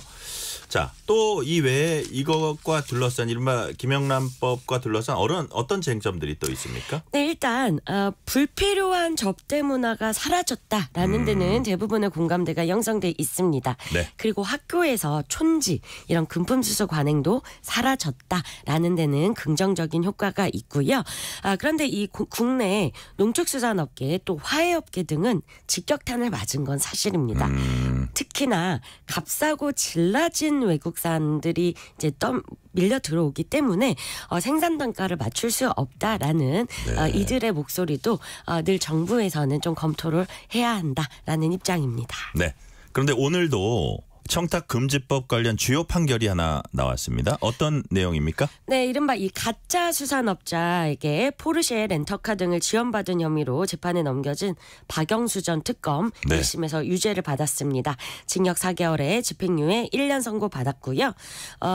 이 수산업자로부터 총 3,019만 원의 상당의 금품을 받은 것으로 돼 있는데 이 김모 씨에게는 징역 6개월이 선고가 돼 있습니다. 네. 자, 마지막 질문 하나 드릴게요. 김건희 여사 명품백 수수 의혹 사건에서도 이 청탁금지법 적용 여부 요게 이제 뭐 쟁점이라고 할 수 있나요? 네, 최재형 목사로부터 이 받았다는 디올백이 윤석열 대통령의 직무와 관련이 있는지가 쟁점입니다. 최 목사가 주장하기로는 네. 가방을 주면서 뭐 김창준 전 미국 연방하원의원의 국립묘지 안장 등을 부탁했다라고 하고 있고요. 네. 김 여사 측은 청탁을 받은 적이 없다라는 입장입니다. 이 현재 청탁금지법은 공직자의 배우자에 관한 처벌 조항은 없기 때문에 지금 권익위에서도 한번 결론을 냈었고요. 국회에서도 갑론을박이 이어지고 있습니다. 자, 그런데 직무 관련성이 인정되고요. 윤 대통령이 만약에 대통령이 이 수수 사실을 알고도 신고하지 않았다면은 네. 퇴임 이후에 청탁금지법 위반 혐의로 기소될 수 있습니다. 그렇지만 검찰이 디올백을 감사 표시 또는 접견 수단으로 판단하면 윤 대통령도 기소되지 않는 것으로 법조계에서는 해석하고 있습니다. 여기에 대해서 여야는 조금 뭐 입장이 조금 다르죠?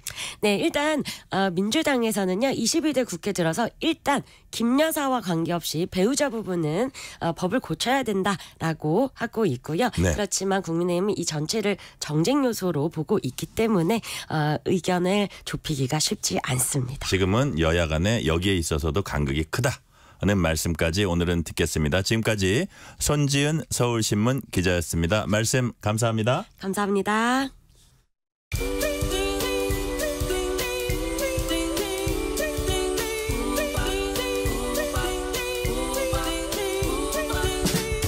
오늘 하루 뉴스를 정리해주는 다정한 편지 한 통.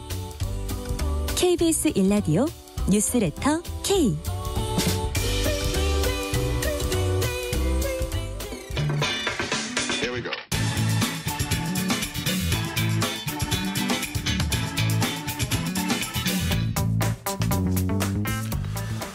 금요일 저녁은 아주 특별한 문화 이야기 나눠봅니다. 뉴스레터 K 금요일 코너 금시초문. 어디 가도 못 들을 문화 이야기 전해주실 김영대 음악평론가 나오셨습니다. 어서 오세요. 네, 안녕하세요. 자, 반가운 소식이 있습니다. 걸크러쉬 대표 걸그룹 21이 완전체로 컴백을 한다고요? 네, 완전체 컴백이라는 게 이제 그 원래 멤버 그대로 네. 다시 그것도 원소속사인 이제 YG 엔터테인먼트를 통해서 뭐 신곡이 나오는 거는 아니고요. 예. 또 모르겠네요. 그것도 어떻게 깜짝 공개가 될지도. 근데 일단은 공연을 하기로 돼 있습니다. 그래서 10월 5일, 6일 잠실 올림픽공원 올림픽홀에서 이제 컴백 콘서트를 하게 되는데요. 이게 이제 데뷔 15주년을 맞게 되는 또 그런 의미도 갖고 있어요. 네. 그리고 이제 서울을 시작으로 지금 월드 투어를 예고를 한 상태입니다. 그래서 뭐 11월 말 12월에 걸쳐서 이미 오사카 그리고 도쿄 등의 공연장도 지금 예약이 돼 있는 상태라고 하고요. 네. 앞으로 그 외 도시들 어느 나라에서 공연을 할지 아마 추가로 공개될 것 같습니다. 네.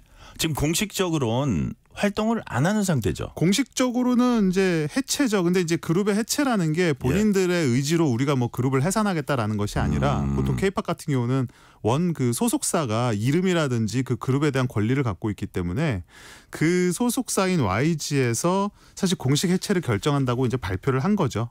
당시에 이제 민지 씨가 또 탈퇴를 하고 뭐 이런 상황이 있기는 했는데 어쨌든 뒤에 알려진 바로는 뭐 본인들은 이 해체에 대해서 어떤 그 우리의 의사는 아니라는 식으로 몇 번 언급을 했던 기억은 납니다. 네. 자, 오늘 21 얘기해보고 대표곡도 들어보는 이제 시간 마련합니다. 조금 이따 이제 틀어드릴 텐데요. 자, 사실 요즘 아이돌은 잘 모르는 사람들도 21은 많이들 알 것 같아요.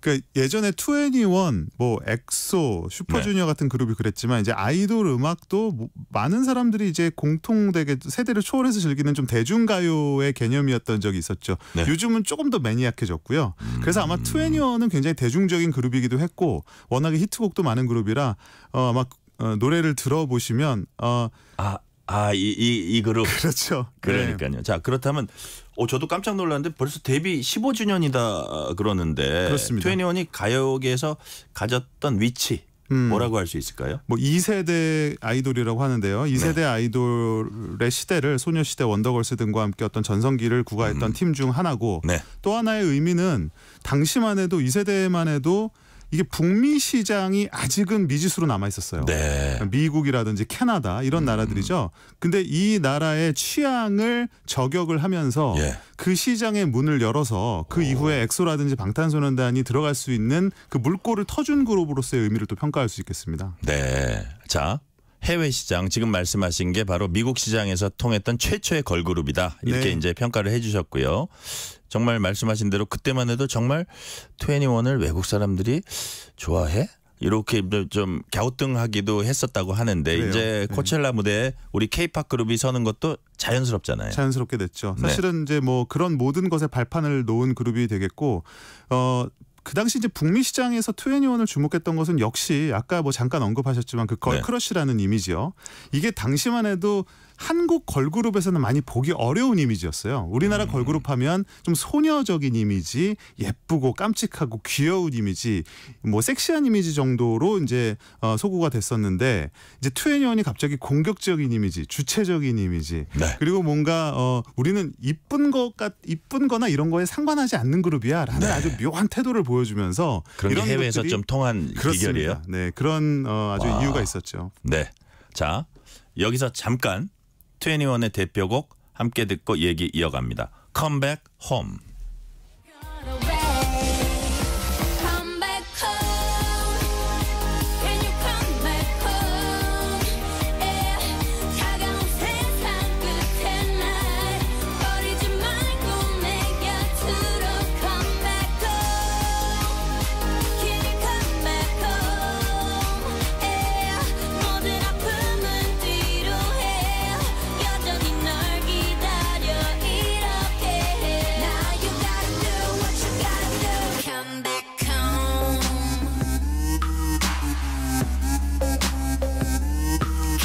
이 컴백홈 그야말로 컴백하는 무대에서 첫 곡으로 부르지 않을까 이런 제가 상상도 잠시 했는데 그럼 팬들이 눈물 날 것 같은데요. 그러니까요. 컴백홈을 첫 곡으로 컴백홈. 와, 당시에도 인기 대단했죠. 대단했죠. 사실 컴백홈을 서태지와 아이들의 노래로 기억을 하면 X세대고 21의 노래로 기억을 하면 이제 MZ세대라고도 볼 수 있겠는데요. 네. 당시에 음원 차트, 국내 음원 차트는 뭐 그 시체말로 올킬 했죠. 네. 그 외에도 뭐 인도네시아, 태국, 싱가포르 등등에서 모두 뭐 등 7개국에서 아이튠스 차트 1위를 점령했었고 당시에 이제 중요한 게 미국 그 앨범 차트예요. 빌보드 앨범 차트, 빌보드 200, 빌보드 200이라고 하죠. 여기에 네네.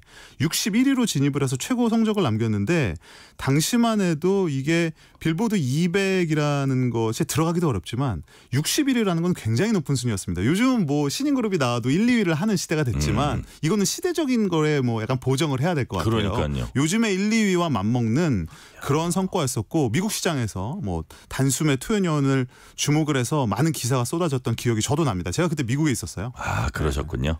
자, 랩을 하던 멤버가 노래를 부르고 또 노래하던 멤버가 다시 랩을 하고 이런 게 그때 거의 없었어요. 그래서 그 걸그룹 다른 걸그룹들과는 굉장히 다르고 뭐 신선하다, 되게 멋있다 이런 평가가 있었거든요. 맞아요. 그러니까 우리가 뭐 걸그룹도 그렇고 보이그룹도 그런데 소위 이게 파트라 그래서 역할 분담이 아주 딱 칼로 자른 것처럼 그래 나눠지는 그룹들이 많은데 네. 21은 사실은 뭐 CLC도 그렇고 박범 씨도 그렇고 여러 멤버들이 뭐 때로는 랩, 때로는 뭐 노래 이런 것들을 오가면서 사실은 어느 장르나 어느 포지션에 구애받지 않은 그런 전천후 플레이어의 면모를 보였거든요. 네. 이런 것들이 나중에 뭐 CLC의 솔로 앨범에서도 잘 나타나 있고요. 바로 그런 점에서 많은 또 팬들이 21에게 좀 반하게 됐던, 입덕하게 됐던 이유기도 했죠. 네, 여기서 잠시 21의 다른 대표곡 들어보겠습니다. 내가 제일 잘 나가.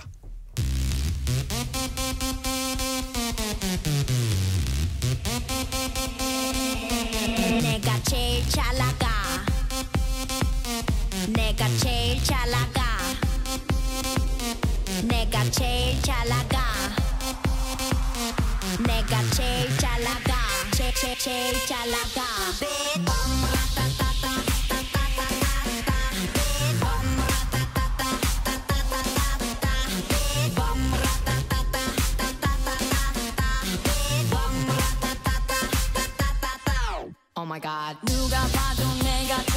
내가 제일 잘 나가. 제목부터 상당히 도발적이고 그 악기 사운드도 되게 특이해요. 그렇습니다. 우리 김영대 평론가님이 이 곡 직접 골라주셨는데 이유가 있을까요? 뭐 역시 당시에 유행했던 사운드이기도 하지만 네.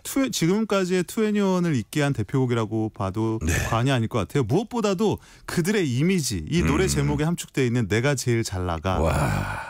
당시에 그것도 여성 그룹이 이런 제목을 아마 역대로 봐도 겸손하지 않은데 왜 이렇게 멋있죠? 그러니까요. 예. 사실 그때만 해도 뭐 스웨거, 뭐 플렉스 이런 말이 없던 시절이에요. 예. 그런데 그런 태도를 이미 탑재하고 등장했던 2NE1의 몇 년도에 이게 2011년도입니다. 와, 예. 13년 전인데요. 그렇습니다. 그러니까 이제서야 사실은 그런 게 굉장히 대중화되고 유행하지 않습니까? 근데 그거를 13년 전에 이미 그걸 보여줬었고 사실은 당시에 그런 태도 때문에 비판도 많았어요. 그러니까요. 그랬을 것 같아요. 자기가 그렇게 최고라는 말을 겸손하지 않게 노래에서 부를 수가 있는가. 그런 지금 같으면은 말이 안 되는 비판인데 그 당시만 해도 그런 비판이 있었어요. 저는 내가 제일 잘 나가 2NE1이 이러면 저는 대답을 하나 해주고 싶어요. 네. 맞아, 네가 제일 잘 나가. 와, 멋지네. 자, 그다음 질문 이어갑니다. 그런데 그동안 안에는 멤버들이 기획사 YG를 떠나서 각자 활동해 왔습니다. 팬들도 그렇지만 2NE1을 아시는 분들은 아마 매우 아쉬워하셨을 텐데 그래서 이번 컴백에 더 관심이 쏠립니다. 이렇게 반응 좀 보셨을 거예요. 어떻습니까? 네. 뭐 여러 가지 반응이 있는데 YG가 뭐 급했나 보다.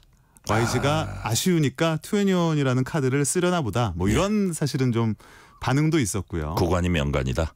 뭐 그런 것도 있겠죠. 그런 것도 있었고 새로 발굴하는 것보다 어쨌든 안전하다 그런 건가요? 뭐 그런 것도 있고 요즘 이제 또 이런 예전에 그룹이나 아티스트들이 돌아오는 레트로 아닌 레트로 현상들이 좀 있습니다. 그래서 이런 것들을 상당히 또 영리한 책략이다 이렇게 보는 평가도 있고요.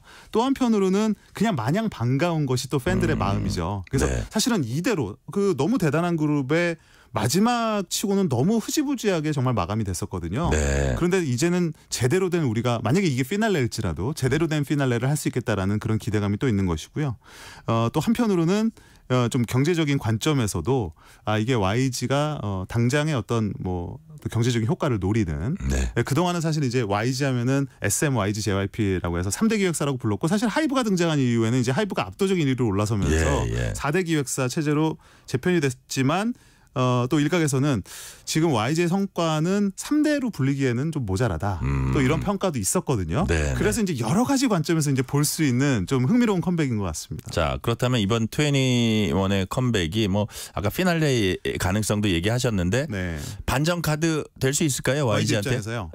그러니까 이게 발표된 시점을 보시면 일요일에서 월요일로 넘어가는 타이밍에 뉴스가 나왔어요. 그러니까 다분히 주가를 의식한 것이 아니냐는 평가가 있는데요. 실제 여러 시각이 있군요. 실제로 전일 대비 뭐 큰 폭은 아니지만 올랐어요. 그래서 거래량도 최근 중에는 가장 활발했었고 이게 이제 아무래도 YG 입장에서는 이제 블랙핑크도 사실은 지금 해체는 아닙니다만 내년에 컴백하는 거 아니에요? 컴백은 하지만 지금 상당히 좀 소강 상태에 있지 않습니까? 블랙핑크라는 큰 그룹의 명성에 비해서는 그리고 다른 보이 그룹들도 예상보다는 저조한 성적을 거두고 있기 때문에 2NE1이 당장 어떻게 보면 구세주처럼 등장하는 이제 카드로 해석되는 부분도 있죠. 사실 이제 2NE1 해체 과정 생각하면 YG와 애증의 관계가 아닐까 이런 추측을 할 수 있는데 이렇게 신인 그룹을 발굴한다든지 거기에 힘을 쏟는 것보다 2NE1 컴백 택한 게 아까 말씀하신 대로 좀 급했다. 이게 좀 어떻게 빨리 조직될 수 있다 그런 건가요? 아마 힘을 받았을 거다 생각해요. 그러니까 만약에 지금 YG가 신인 그룹들이나 후속 걸그룹에서 뭐 예상을 뛰어넘는 성적을 거뒀다면 아마 2NE1의 컴백이 미뤄졌을 수도 있지 않을까 그런 생각도 물론 합니다. 하지만 물론 그냥 저의 개인적인 생각입니다만은 어쨌든 15주년에 맞춰서 컴백은 이미 물밑으로 상당히 오랜 시간 동안 논의가 되지 않았을까. 이게 이렇게 보는 게 더 합리적일 것 같아요. 블랙핑크 내년 컴백하게 되면 그 모습도 한번 전망을 해주세요. 뭐 블랙핑크는 사실 이런 말씀이 좀 웃기긴 합니다만은 예상보다도 훨씬 더 긴 시간을 지금 정점을 찍고 있어요. 근데 사실은 이렇게 좀 소강 상태에 있는 것도 팬들 입장에서는 불만스러운 부분인데 뭐 당연히 컴백을 해서 신곡이 나오고 월드 투어가 지속이 된다면 블랙핑크가 지금까지 써온 어떤 레거시에 또 하나의 커다란 챕터가 추가가 될 거기 때문에 뭐 이거는 뭐 사실 믿고 기다려도 되는 컴백이라고 봐야 될 것 같습니다. 네, 블랙핑크든 2NE1이든 팬들로서는 어쨌든 반가운 소식임에 틀림없고요. 소녀시대, 카라 그리고 21까지 2세대 걸그룹들 최근에 이렇게 완전체로 이제 네. 모이고 있잖아요. 이런 재결합 어떻게 평가하세요? 저는 굉장히 긍정적으로 평가하는데 그러세요? 그 가장 중요한 이유는 뭐냐면 K-팝이라는 산업이 그동안은 하나 좀 단점으로 꼽혔던 것이 수명이 짧다. 어차피 금방 또 흘러가는 유행이고 기획사 입장에서는 잠깐 쓰다 버리는 카드 이런 식으로 좀 굉장히 비인간적이고 매정하고 팬들도 쉽게 등을 돌린다. 이런 식의 좀 평가가 있었는데 최근에 이제 소녀시대도 뭐 완전체로 한번 활동을 했었고 카라도 컴백을 했고 지금 또 신곡도 계속 나오고 있고 21이나 이렇게 2세대 걸그룹들이 컴백을 해서 이런 것들은 두 가지 의미가 있는 것 같아요. 지금 현재 K-팝 씬에는 굉장히 또 어떤 좋은 선례를 보여주고요. 네, 아직 건재하다라는 것을 통해서 우리처럼 이렇게 길게 활동할 수 있고 언제든 너희들이 원한다면 또 다른 기획사에 소속돼 있더라도 얼마든지 다시 뭉칠 수 있어라는 좋은 선례를 하나 남기는 것도 있겠고요. 또 하나는 이것 자체가 K-팝이 갖고 있는 역사의 하나의 연속성을 보여주는 것 같아요. 그러니까 K-팝이 지금 우리가 굉장히 최근의 현상으로 생각하지만 20년이 넘었습니다. 그러니까요. 아무리 짧게 잡아도. 예. 그러니까 그런 20년 속에서 나름 맥락이 만들어져 온 K-팝의 역사에서 그 역사가 이제 한 바퀴 도는 시점이 이제 된 것 같아요. 그러니까요. 초기의 개척자들이 다시 등장함으로써 그렇습니다. 네. K-팝 역사의 한 챕터를 새로 쓴다. 그렇습니다. 이렇게 이게 말씀하시는 것 같고요. 네. 근데 이제 이런 시도가 이렇게 잘 되면 제일 좋고 근데 이제 또 일회성으로 반짝 그쳤다가 그런 경우가 더 많을 것 같아요. 왜 많죠. 그럴까요? 예. 이제 기획의 문제죠. 네. 사실은 이제 아티스트 본인들의 의지는 굉장히 높지만 기획사 입장에서 예를 들면 투자한 돈을 제때 회수하지 못한다든지 혹은 기대한 것만큼의 대중적인 성과가 따라오지 않을 때 이 아티스트와 이제 길게 끝까지 가기보다는 중간에 이제 계약을 해지한다거나 그룹을 어느 순간 한순간에 공중분해 시켜버리는 이런 뭐 무책임한 태도들이 있죠. 사실은 팬들도 이 부분에 대해서 지속적으로 비판을 해오고 있고요. 근데 이게 조금 나아지는 어떤 기미가 보여서 뭐 앞으로는 좀 더 긍정적으로 평가를 하고 싶습니다. 네.